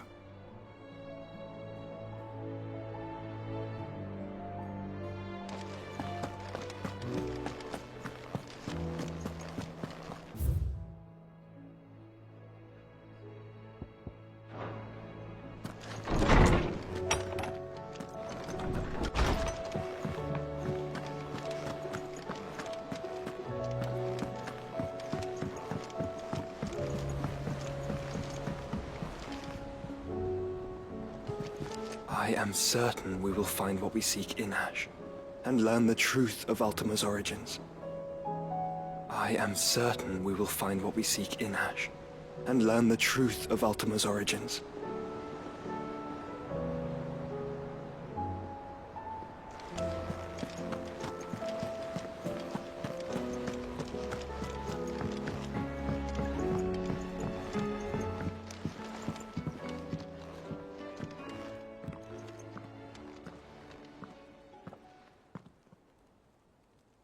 Where are you?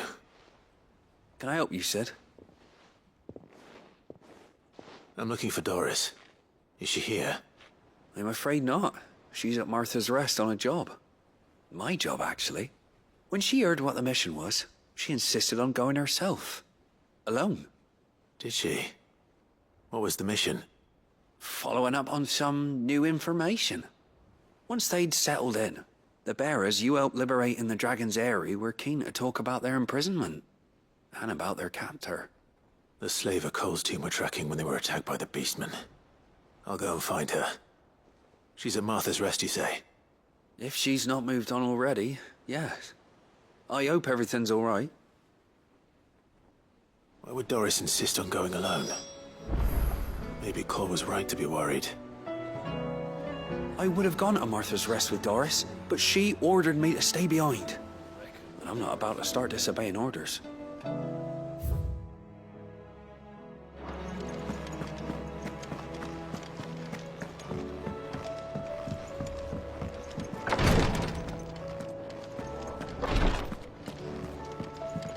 Please, Your Grace, stay strong. My Lord Marquis.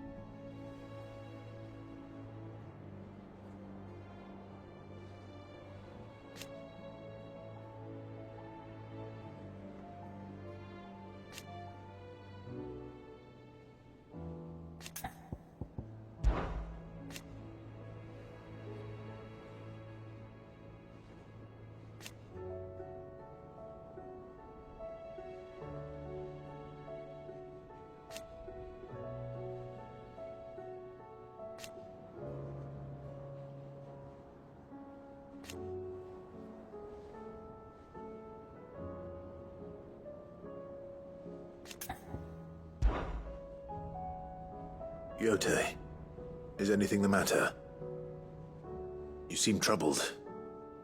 Perhaps I might be able to help. My lord. Yes. Perhaps you might.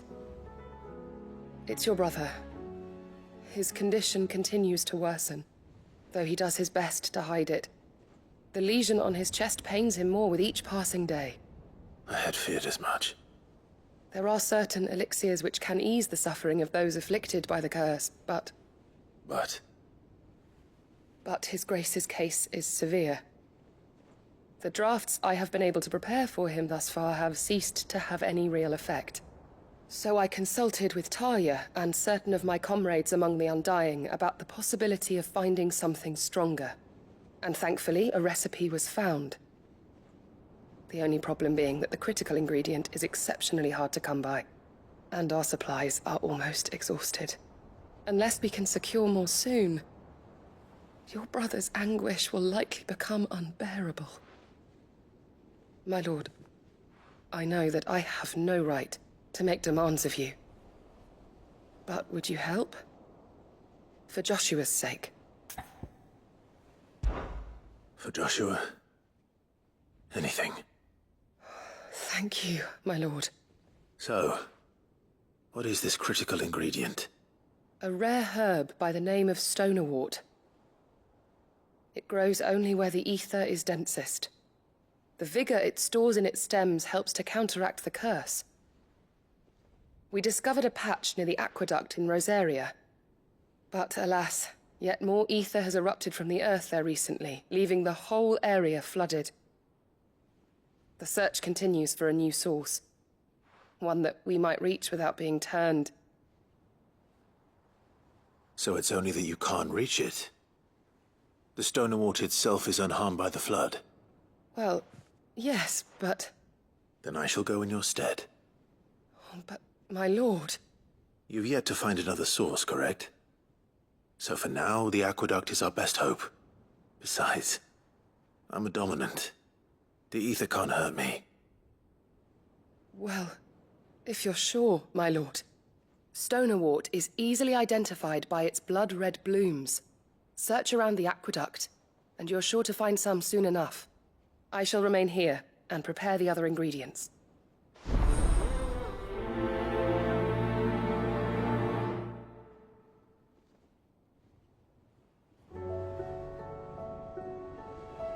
I had only thought to ask for your assistance in finding a new source of stone award. But if you're sure about collecting it from the flood by the aqueduct, I should be most grateful, my lord.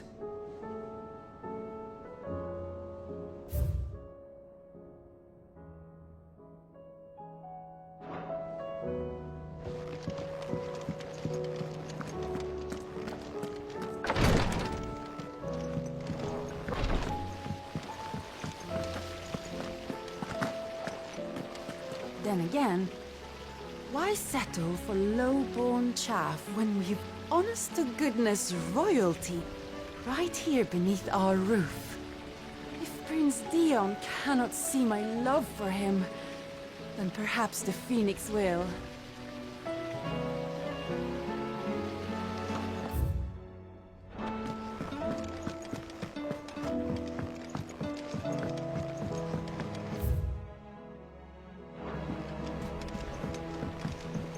Miss, can we read Miss Editor's story for our lesson today? I finally finished the book I was writing. You're welcome to read it. If young Jocelyn hasn't already defiled its pages with his infernal scribblings.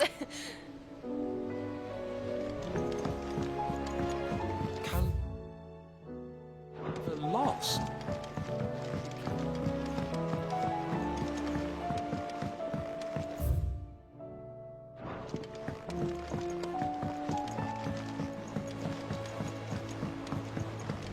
Have you tried Molly's lemon tarts? I've never had anything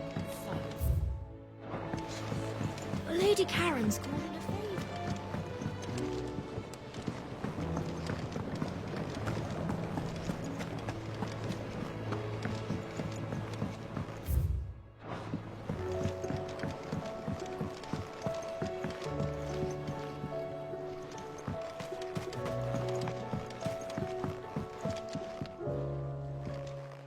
Sid, do you recall the flowers I had you bring back to the yard? Vaguely. Is something wrong? I'm afraid so. I was able to get most of the Morganbeards to take root, but they rarely flower. I fear the soil here does not agree with them. However, I believe I have a solution. I can't wait to hear it.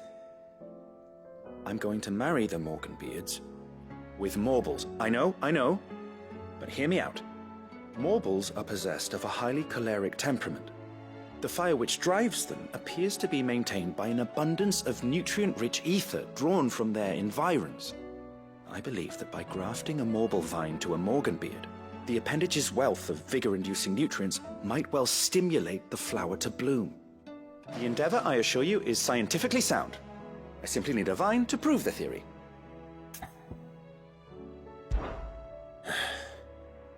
And all you need is a single vine from an ordinary Morble. That is correct. A single vine. As for the Morble, I fear ordinary may not suffice. But, as luck would have it, a most extraordinary specimen is rumored to haunt the swamps of Rosaria. Why, a notice concerning this very creature was only recently posted on the hunt board. How timely. Well, I shan't keep you any longer. I know you have much to do, as do I. Now, where did I put my watering can?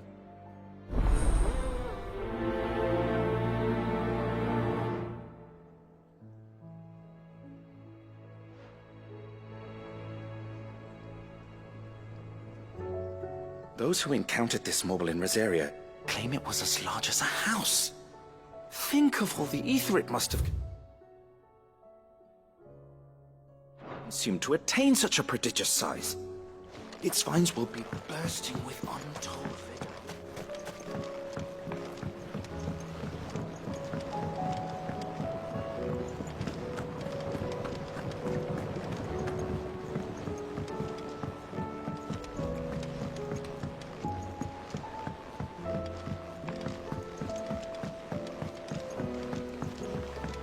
I'll find out who's been making up lies about Poe and Anne, and when I do, If I painted you black, Could you fly me across the lake? We've run out of papio nuts and all.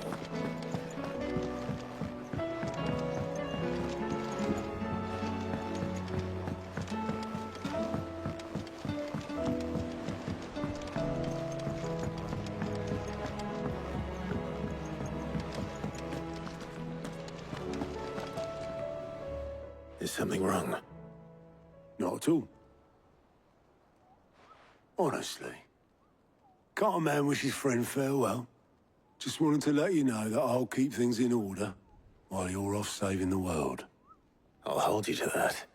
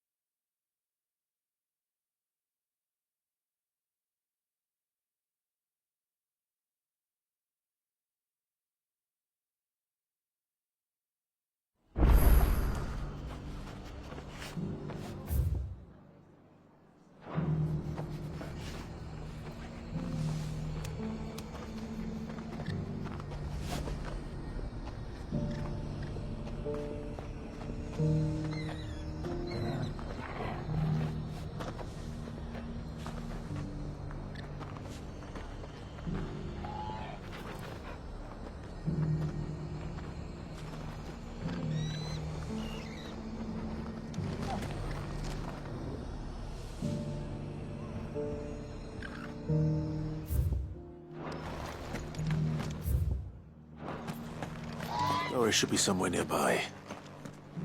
Assuming she's still here.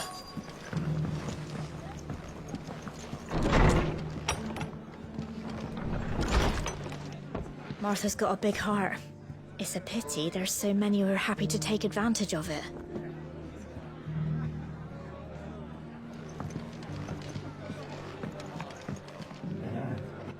Ah, Clive. Just the man I was hoping to see. Oh? And why is that? You remember how some of Sir Wade's guardians took up residence here after the Akashic attacked? Well, now the rest have come to join him. Seems their barracks in the Lazarus have been lost to an ether flood. Now, I don't mind having a few more brave boys around to keep them animals at bay. I ain't daft after all. But we ain't got nowhere for 'em to bed down. Poor buggers are having to make do with haylofts and chocobo pens. I'd build 'em a new barracks here if I could. But where would I put 'em? There just ain't enough room up here on the rock. Which leaves us in a bit of a pickle. The people we're counting on to keep us safe are living like beggars. I see. And it ain't just that lot. There's bears to think about too. There's been more and more of them turning up lately, coming from all over looking for safe haven. But there's only so many we can shelter with the room we've got. We can't keep cramming more and more people into less and less space. What we need is a new home for our new arrivals. And that's what I was hoping you might help me with. If it ain't too much of a burden, of course. It's no burden. Thank you, Clive. So, where were you thinking of making this new home? Well, I reckon we could do a lot worse than Eastpool. Eastpool. It's been a long time since I thought about that place. It was a tragedy, what happened. And if any of us could have done anything to stop it, we would have. But what's done is done. And those who lived there wouldn't have wanted the village they loved to be left in ruins. I suppose you're right. The blight might be pressing in, but I reckon it's got a good few years left in it yet. There's just one problem. A band of cutthroats have made it their den, and they don't seem like they'll be moving on in a hurry. Nasty bastards they are too. I've lost some good men to their raids. Would have sent someone to clear 'em out sooner, if my boys didn't already have their hands full fending off the Akashic. But now we've got a few more Guardians of the Flame to call on. I reckon it's time we made our move. What do you say? Fancy leading a raiding party? I do. Eastpool was once home to people I loved. I won't have bandits sully those memories. I'll gladly drive them out of there. and I know the men will gladly follow you. I've already shared a few thoughts with Sir Wade about how we might be able to win the place back. And I dare say he's got some ideas of his own too. Why don't you go and talk to him? Of course.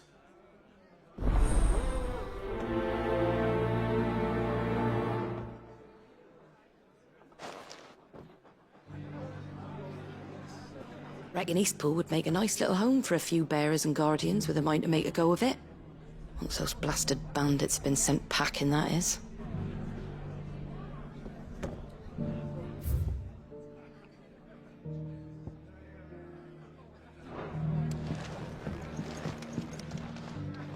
Back to Eastpool, then.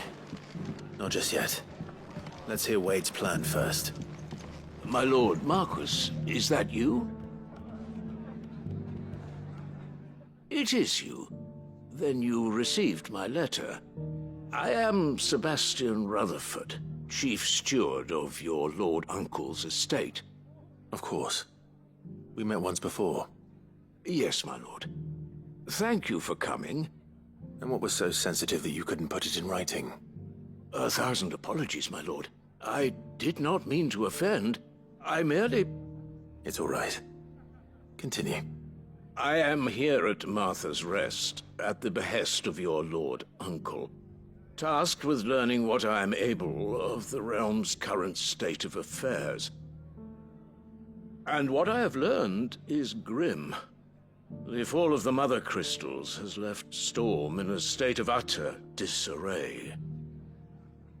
The subsequent darkening of the heavens has only made things worse. Akashic attacks, once unthinkable, are now commonplace.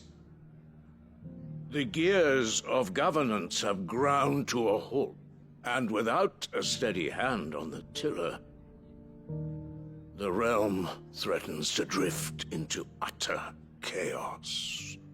Your Lord Uncle, however, believes there is a way to avoid this fate, and is determined to see it set in motion. That sounds like quite the undertaking. It is. Hence my having enlisted the aid of several colleagues serving the 7 high houses. Alas, I have lost contact with 2 of those colleagues already. They are both able-bodied and trained in the sword, yet in these dark times, even that may not prove sufficient to keep a man safe on the road. So you want me to find them? I'll need to know where they went.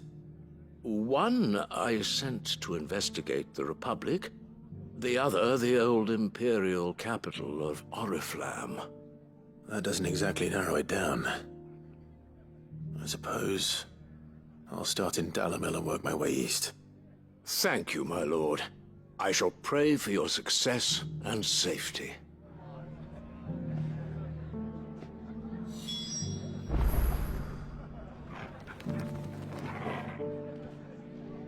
My associate in Dhalmekia would have had to pass through the Republic's checkpoints to gain entry to the capital. Perhaps someone in Dalamil or Tabor would have seen him.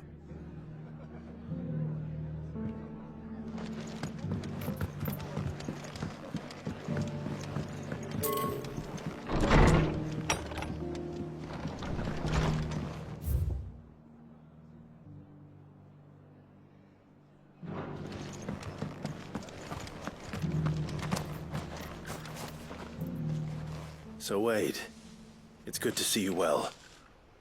And you, Lord Rosfield. And you. I spoke with Martha. She tells me you have plans to free Eastpool and make it your own. That's right, though it was mostly her idea. I rather fear my men have been treading on her toes somewhat since joining us, not to mention each other's. And then there are the bearers, men and women who found the courage to flee their masters and sought refuge here. We need somewhere to settle them, and I can think of worse places than Eastpool. As can I.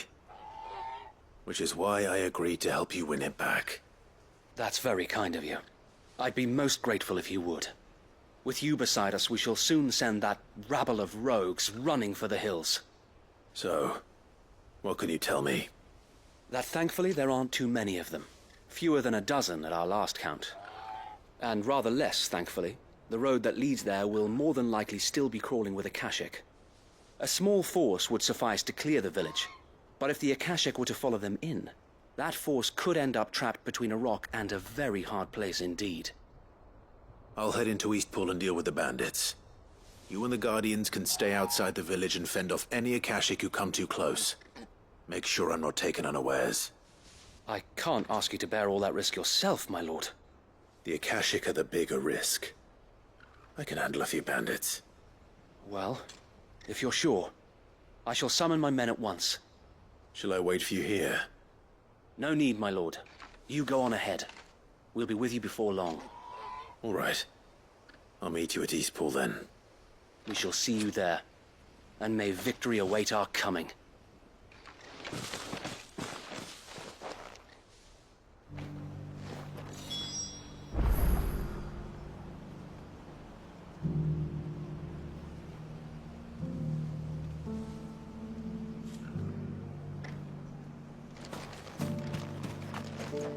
If you're wondering how this place got so busy, blame the ether.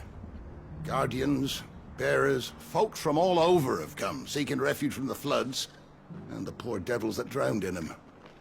For us who've lived here since back in Elwyn's day, it takes some getting used to. And sooner or later it's gonna take some sorting out.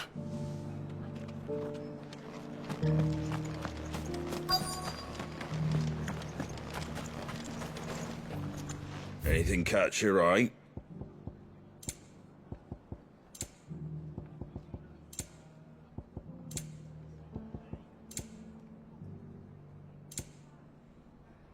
Take care out there, eh?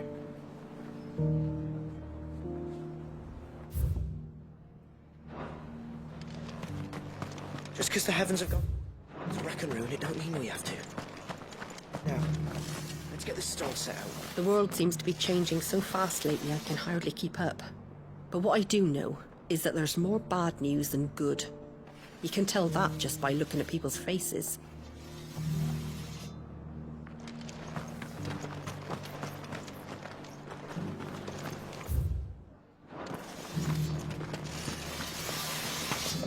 Want to know how to tell if the world's going to rack and ruin? Look for busy bladesmiths.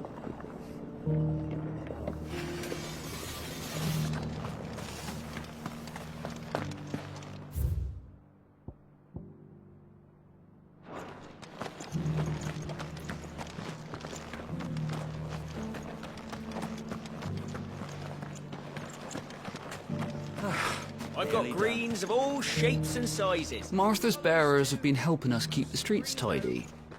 With all the traffic coming through here lately, we're glad of the help.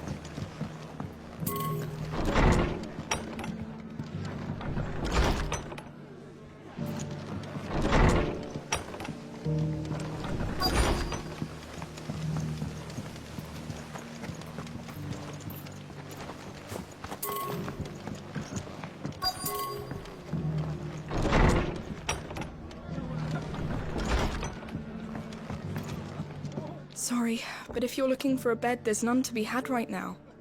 We're already sharing our cots with masterless bearers and those who fled the floods, and more seem to wash up at our door every day.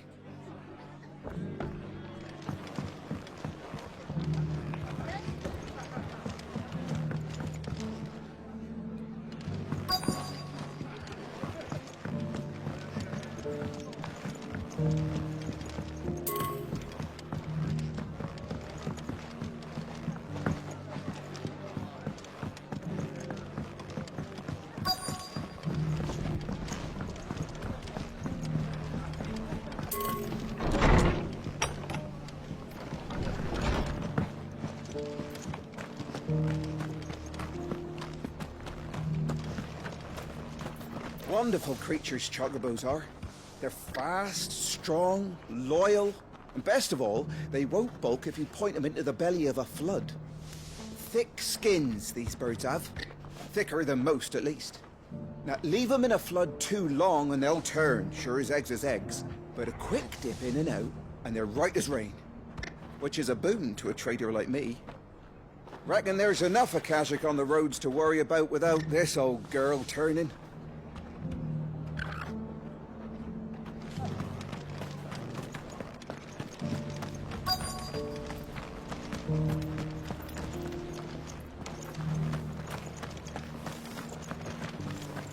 It doesn't still hurt, does it? Oh, 1,000 Akashi. It's been a pleasure, Doris. Just like old times. I'll give your offer some thought, my lady. How goes the investigation? Sid, what brings you to Martha's Rest? You. I heard you were out here on your own, tracking our slaver. I trust you're being careful. Of course. And it had to be me. The bearers from the Dragon's Eyrie confirmed a long-held suspicion of mine that the slaver we've been tracking is an old acquaintance. She's no fool. If we'd come in force, she would have spotted us straight away, and then vanished without a trace. That was her just now, wasn't it? So, was it a fruitful reunion? I'd say so. She tried to recruit me. Seems her time in Rosaria is coming to an end. She's abducted bearers from across the region and is looking to smuggle them back into Sambrek. After her brush with those beastmen on the road to Northreach, she hired herself an Imperial escort, which she wants me to join. She's dangerous, Sid, but I think I can stop her. Then I'm going with you. I'll take care of the escort. You can see the bearers to safety. Where are they? The Balm Archers, soon to break camp. You go on ahead. I'll follow once I've sent word back to the hideaway. She asked me to join her at the Balm Archers. It's a wonder she still trusts me after everything that happened.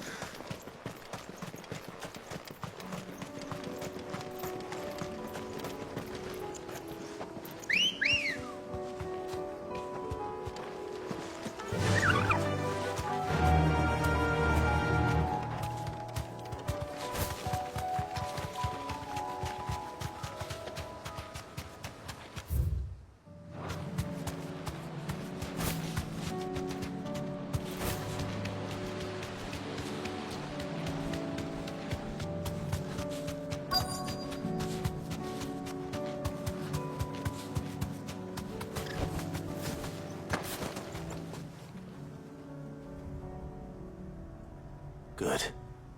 They haven't broken camp yet. How did Doris come to know a slaver, I wonder?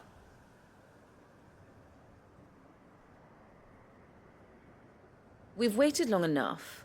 She's not coming. Ready the bearers. We're leaving. Back to civilization, is it, Mom? With all haste, lest any of you lackwits start talking like these feckless bumpkins. I presume your men are ready. We've suffered too many delays as it is. Any more, and I'll be docking your pay. Yes, Mom. Oh, but before you go, it appears we have company. Kill him. You're welcome to try.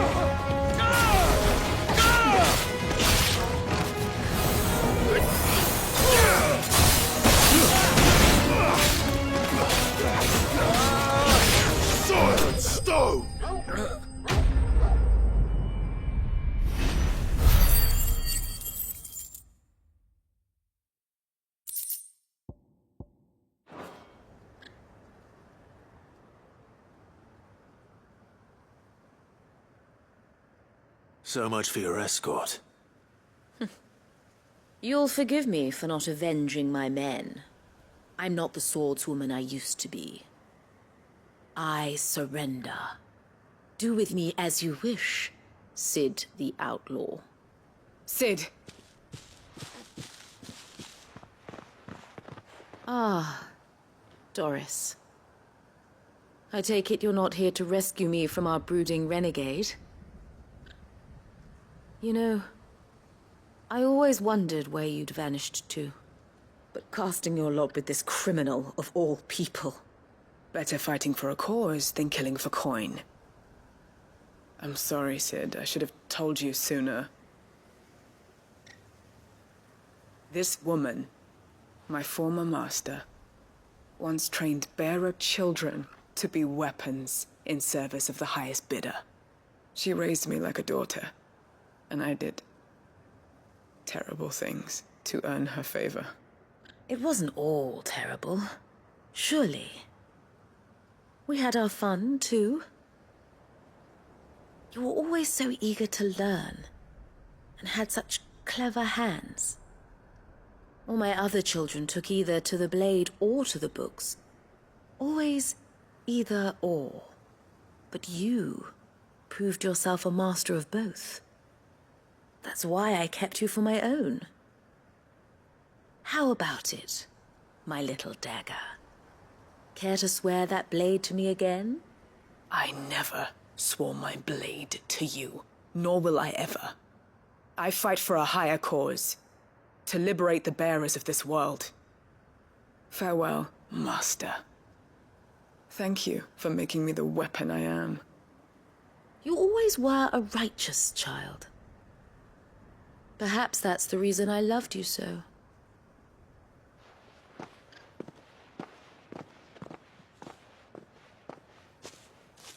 What do you want to do with her? I am not the killer she wanted me to be. Not anymore. And she no longer has friends in high places. The Dame does, though. Her connections at the Imperial Court will see that justice is done. All right. If you're certain. I am. And thank you for everything. Now, I better let these bearers know that they're safe.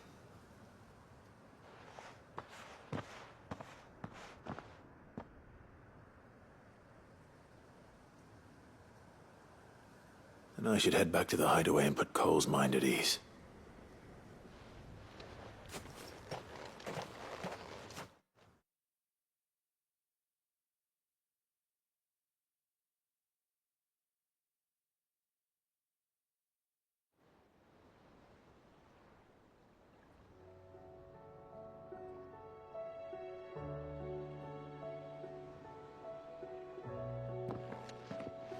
Welcome back, Cid. Doris's message just arrived. I hear you saved more bearers from being smuggled across the border. With any luck, they'll be joining us in the hideaway shortly. Oh, and your letter. You don't need to worry about Doris anymore. I'd been hoping as much. She mentioned one or two things in her report. So the slaver we'd been chasing all these months was her former master. Wish I'd known. She's been arrested, by the way, over in Sandbreak. Went quietly, or so we're told. And she won't be getting off lightly. The Empire may have no love for bearers, but it's none too fond of black market traders either. Can't have been easy for Doris. I'm sure it wasn't. But don't worry. She'll be all right. I hope so. Suppose you should know, eh? You had quite the past yourself before you came here, or so I understand. Anyway, thanks again, Cid. The Cursebreakers would be lost without Doris. And you, of course. Keep up the good work, Cole.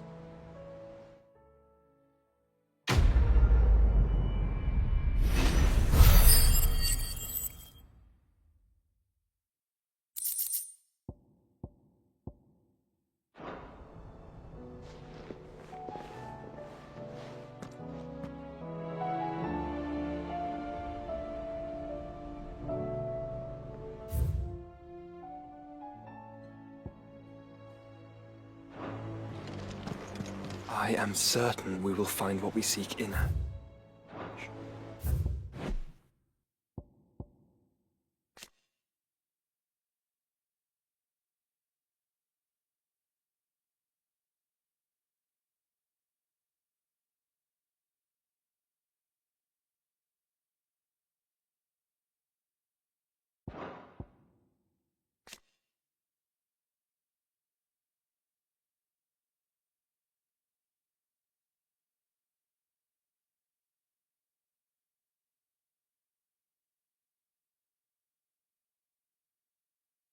learn the truth of Ultima's origins.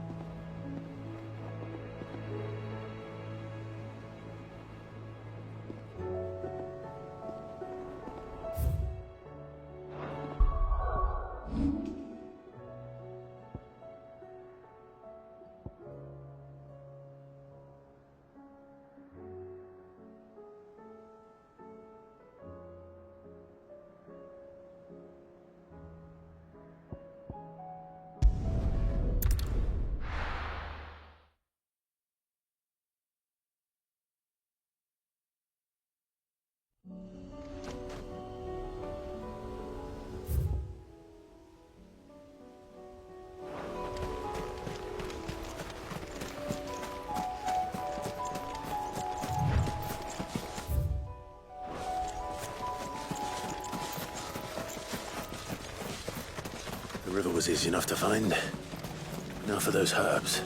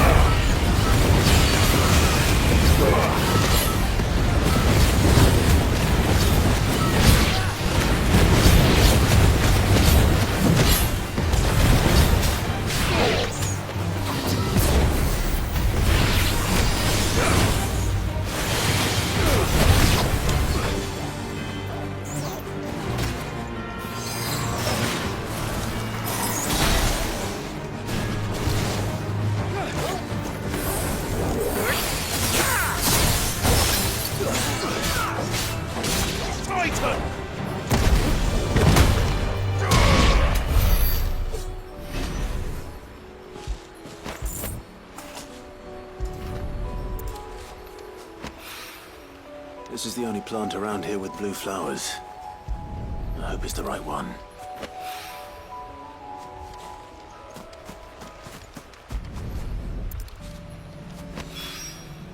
Should be enough to keep the infirmary stocked for a while. Hopefully this'll put Rodriguez.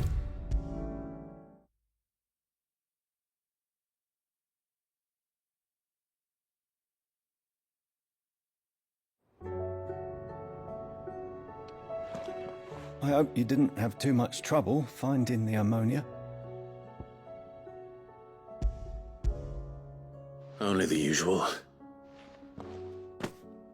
Oh, yes. This is it. And more than I was expecting. I dare say the patient won't feel a thing. That is, unless I... You'll do fine. Taya trusts you. Which means I trust you. The hideaway would be lost without skilled physicers like yourself. Thank you for the kind words. Truly. But... I'm sorry. I'm still terrified. The brand is more than just ink on flesh. It's a death sentence. Milk of the wyvern tail lurking just below the surface of the skin. One ill-conceived incision, a single slip, and the poison fouls the patient's blood. Failure means death, and even success means tremendous pain. Days of agony as the wound heals. I became a physiker to help people, not to kill them. I don't want to kill anyone. Cursebreakers lead hard lives. And the operation is only the beginning. They toil in the shadows, risking life and limb, knowing their efforts will win them neither glory nor acclaim. And yet we have no shortage of volunteers. The day I decided that I would take Sid's name was the same day Taya took my brand. I remember. It wasn't long after we came here. What little medicine Talia managed to salvage from the wreckage of the old place had been used up treating the wounded. She begged that your operation be delayed until a new supply of antalgics was found. Procedure was even more dangerous back then. Only a few souls had undertaken it. Doris, Cole, a handful of other curse breakers, and those who are no longer with us. Those who lost their lives in the process. It wasn't something to be done lightly.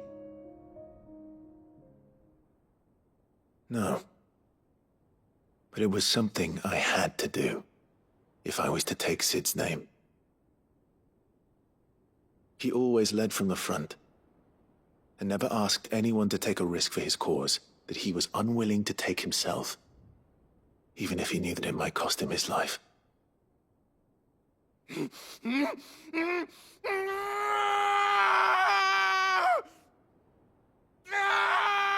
Hold still, Clive! Hold still!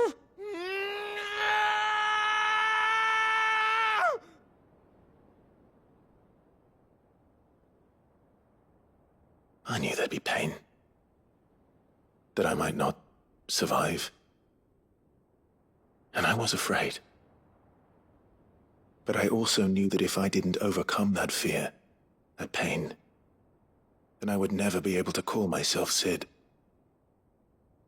I didn't know. We all want our brands removed.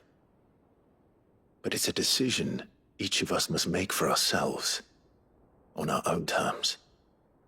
Rodriguez, I know your work isn't easy, but neither is going under the knife. Be a shoulder for your patients to lean on. Stay strong for them. You sound like Talia. Do you know what she once told me? It's natural for a patient to feel like they're suffering in solitude. And it's a physicist's duty to see that they don't. Thank you for helping me remember that. I won't falter. Not again.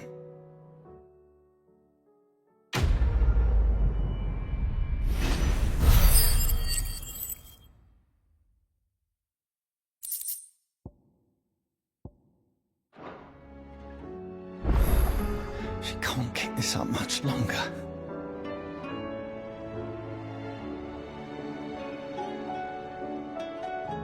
Glory to Griga. There you are. And not a moment too soon. What's happened? Talia's busy working herself into an early grave. Since the arrival of her latest patient, she's refused to stop, even for a moment.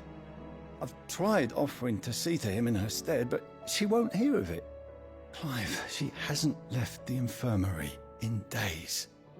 She's pushing herself too hard. And if she doesn't rest soon, will you talk to her? Order her to her chambers if that's what it takes. Because if she keeps this up, I fear the hideaway will be without its best physica before too long. I know better than to order Talia to do anything, but I'll speak to her.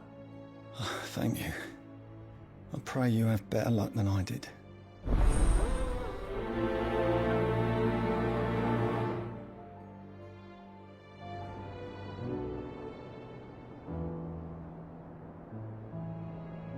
Say whatever you must, but get her to rest. I'm not physical enough to fill her shoes should we lose her.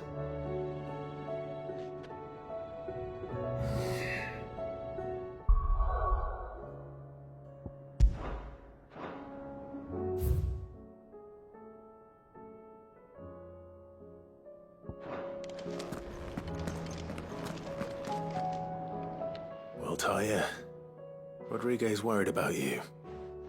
And if what he says is true, then so am I. We all admire your dedication, but you do need to rest. I will, when it's time.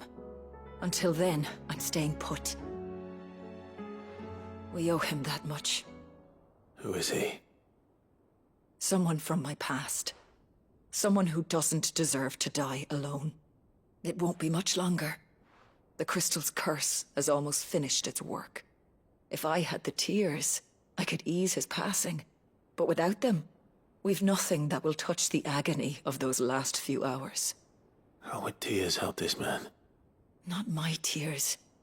Tears of mercy. Alicia, it's the only thing strong enough. You wouldn't, Talia. Surely. There must be something we can do for him. Sometimes an easy death is the greatest kindness we can offer. You do well to remember that, Rodrigue. I will. We have all the ingredients we need for Alicia Balwam. It needs to be fresh, though, so we rarely have much to hand. I can make the draft if you can bring me what we're missing. Just tell me what you need. There is a species of venom-weeping spider that lives in the forests of Norvent, near Lorbert's Pass. Bring me one of their eyes. Preserve it as best you can, but avoid contact with the tears. I'll make sure the other ingredients are ready before you return.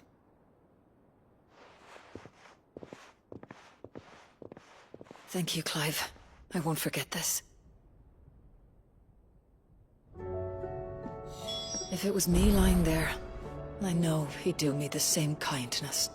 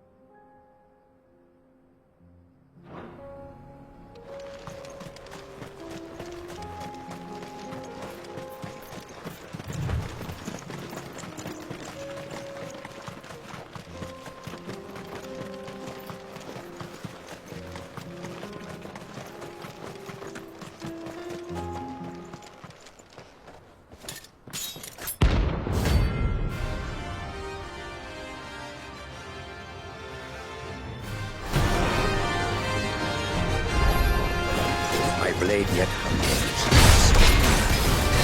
Come, let us feast on your flesh. Your feasting days are over.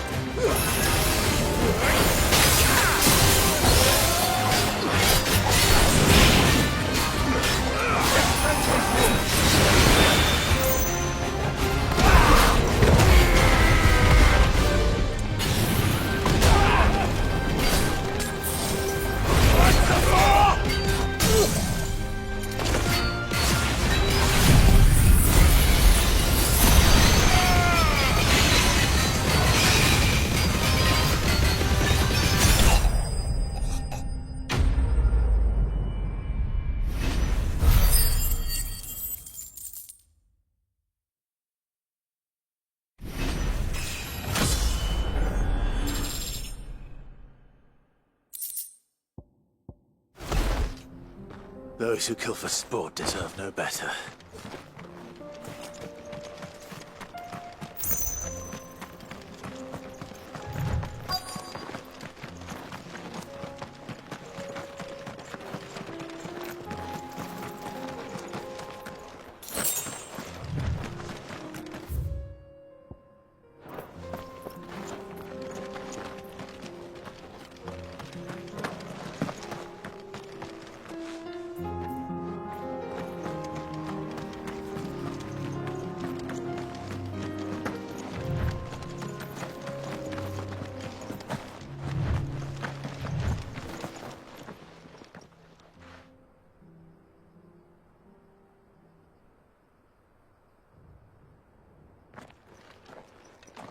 Excuse me.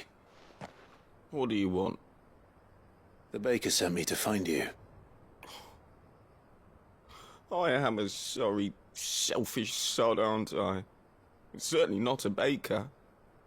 Master must have ruled the day he took me in. Time was the sight of the fang used to calm my nerves. But now look at her. I take it you missed the Mother Crystal. I hated her, but she was all I knew. Worked her mines for years. And when she shattered, part of me shattered with her. I had to trade my pickaxe for a rolling pin, but I'm no good at baking. Every loaf I touch collapses. My bread's as hollow as I am. She was the only thing that could fill the hole inside me. Oh, I loved her, damn it. But now she's gone. She's never coming back. What am I supposed to do? I ask her. How does a shell of a man learn to live again?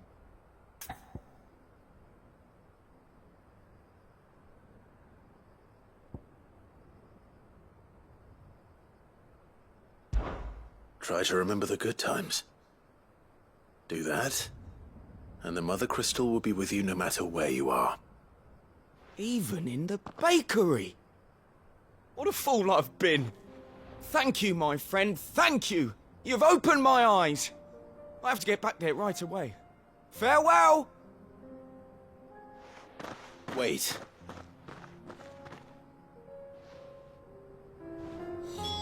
Suppose you won't be needing an escort then.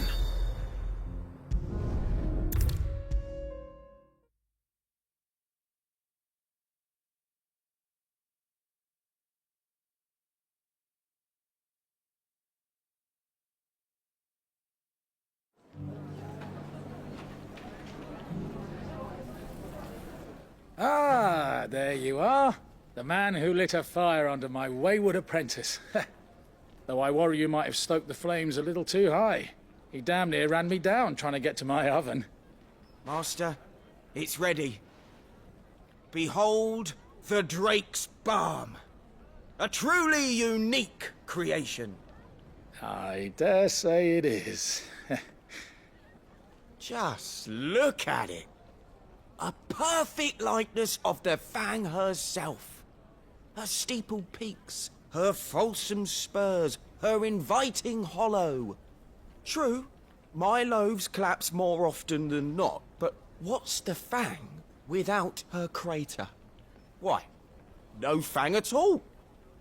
And look, inside. She's filled to bursting with a bounty of beautiful crystals. Salt crystals! Master, I have found my purpose. I must use my work here to preserve the memory of the Fang. Well, if it tastes half as unique as it looks, I'd certainly say you're onto something. Not only is my apprentice back, but he's finally pulling his weight. With any luck, I might even have a new delicacy on my hands. I don't know how you did it, but you have my thanks.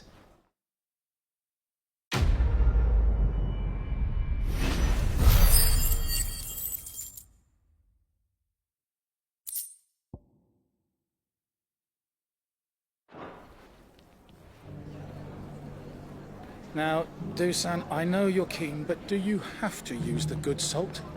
Leave some for the rest of us. Sorry, Master. I'll go get some more later. It's not going to be easy finding one man in an entire republic. Let's hope someone here's seen something. And that! Stop it, Ren! Clive! To what do I owe the pleasure? I just wanted to see how the town's been faring since you brought everyone together. Since we brought everyone together, all is absolutely wonderful. Conrad and Natalie's hands remain safely away from each other's throats, and firmly at the helm.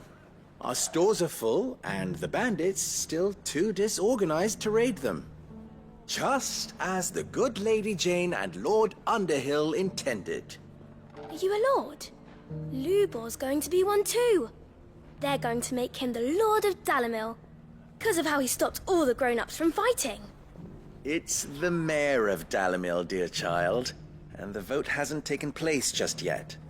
But if the people wish me to lead them, I shall. And my first act will be to build a school so that menaces like you two learn not to interrupt your elders. Speaking of menaces, there may be a rather worrying one just over the horizon. May there indeed. I'm afraid the example Conrad and Natalie set in putting aside their differences and presenting a united front might have caught the bandits' attention. And they might have elected to take a similar approach. They have formed what one could call a League of Outlaws, and they grow more organized by the day. But we'll fight them all off just like last time, no matter how many of them there are. Won't we, Lubor? Of course we will. If we continue to work together, we can overcome any challenge we choose to face. The longer we avoid facing this one, the more difficult it will be, until the only way to overcome it might be to run for the hills. Our best hope is to nip these efforts at organization in the bud, by finding those ne'er-do-wells who have yet to join the cause, and ensuring that they never do. Perhaps a certain Lord Underhill might be willing to lend us his aid once more? How could I refuse? Thank you, my lord. Victor will fill you in on the particulars. I have him stationed by the desert gate, receiving and collating reports from my scouts. Such an amenable soul. He reminds me of you. I'll go and speak with him.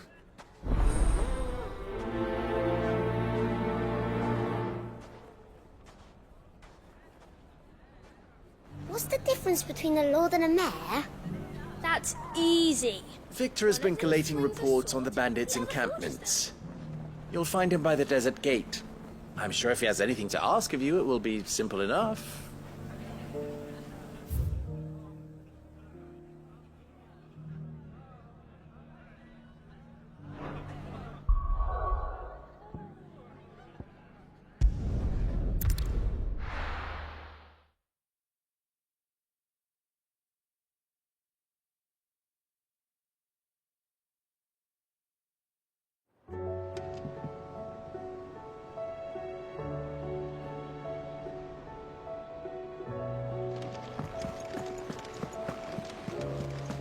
Covered in nicks and lumps, the lot of them.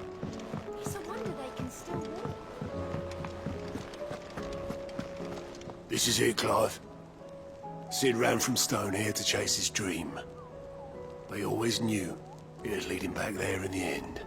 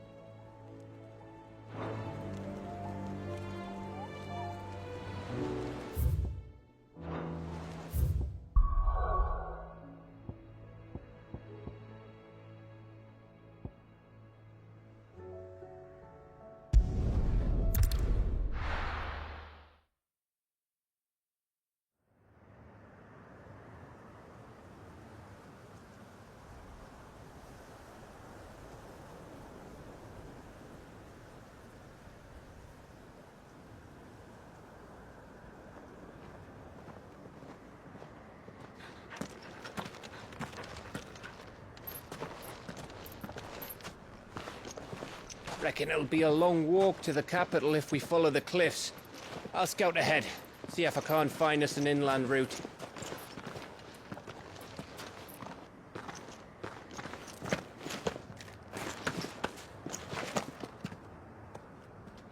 Clive.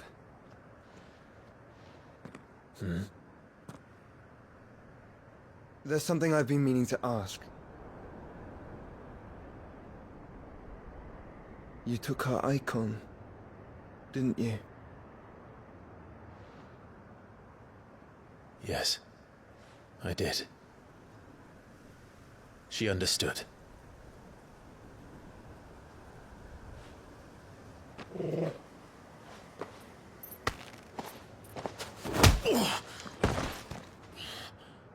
Oh, she understood.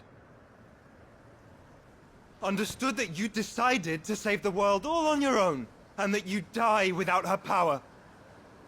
How dare you make her choose? You knew damn well she'd never refuse you. But I will. You can't keep pushing us away, Clive. The world is ours to save, not yours.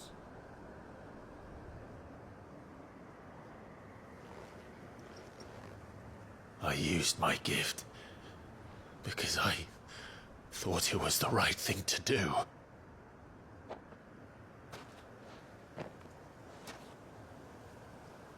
And you truly believe this will save you?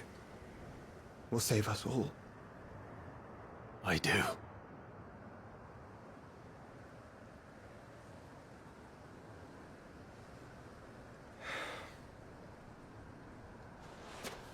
Then so be it.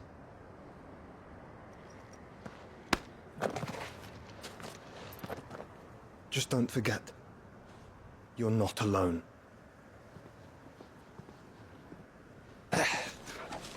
Think I found us a trail. Did I miss something?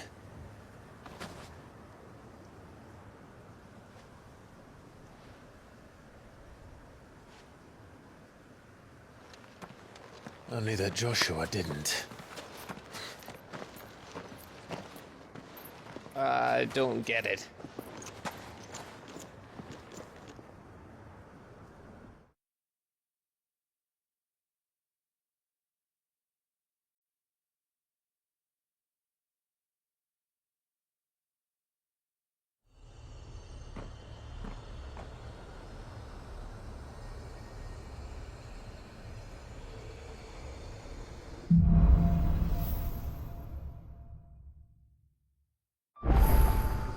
Always wanted to visit Ash.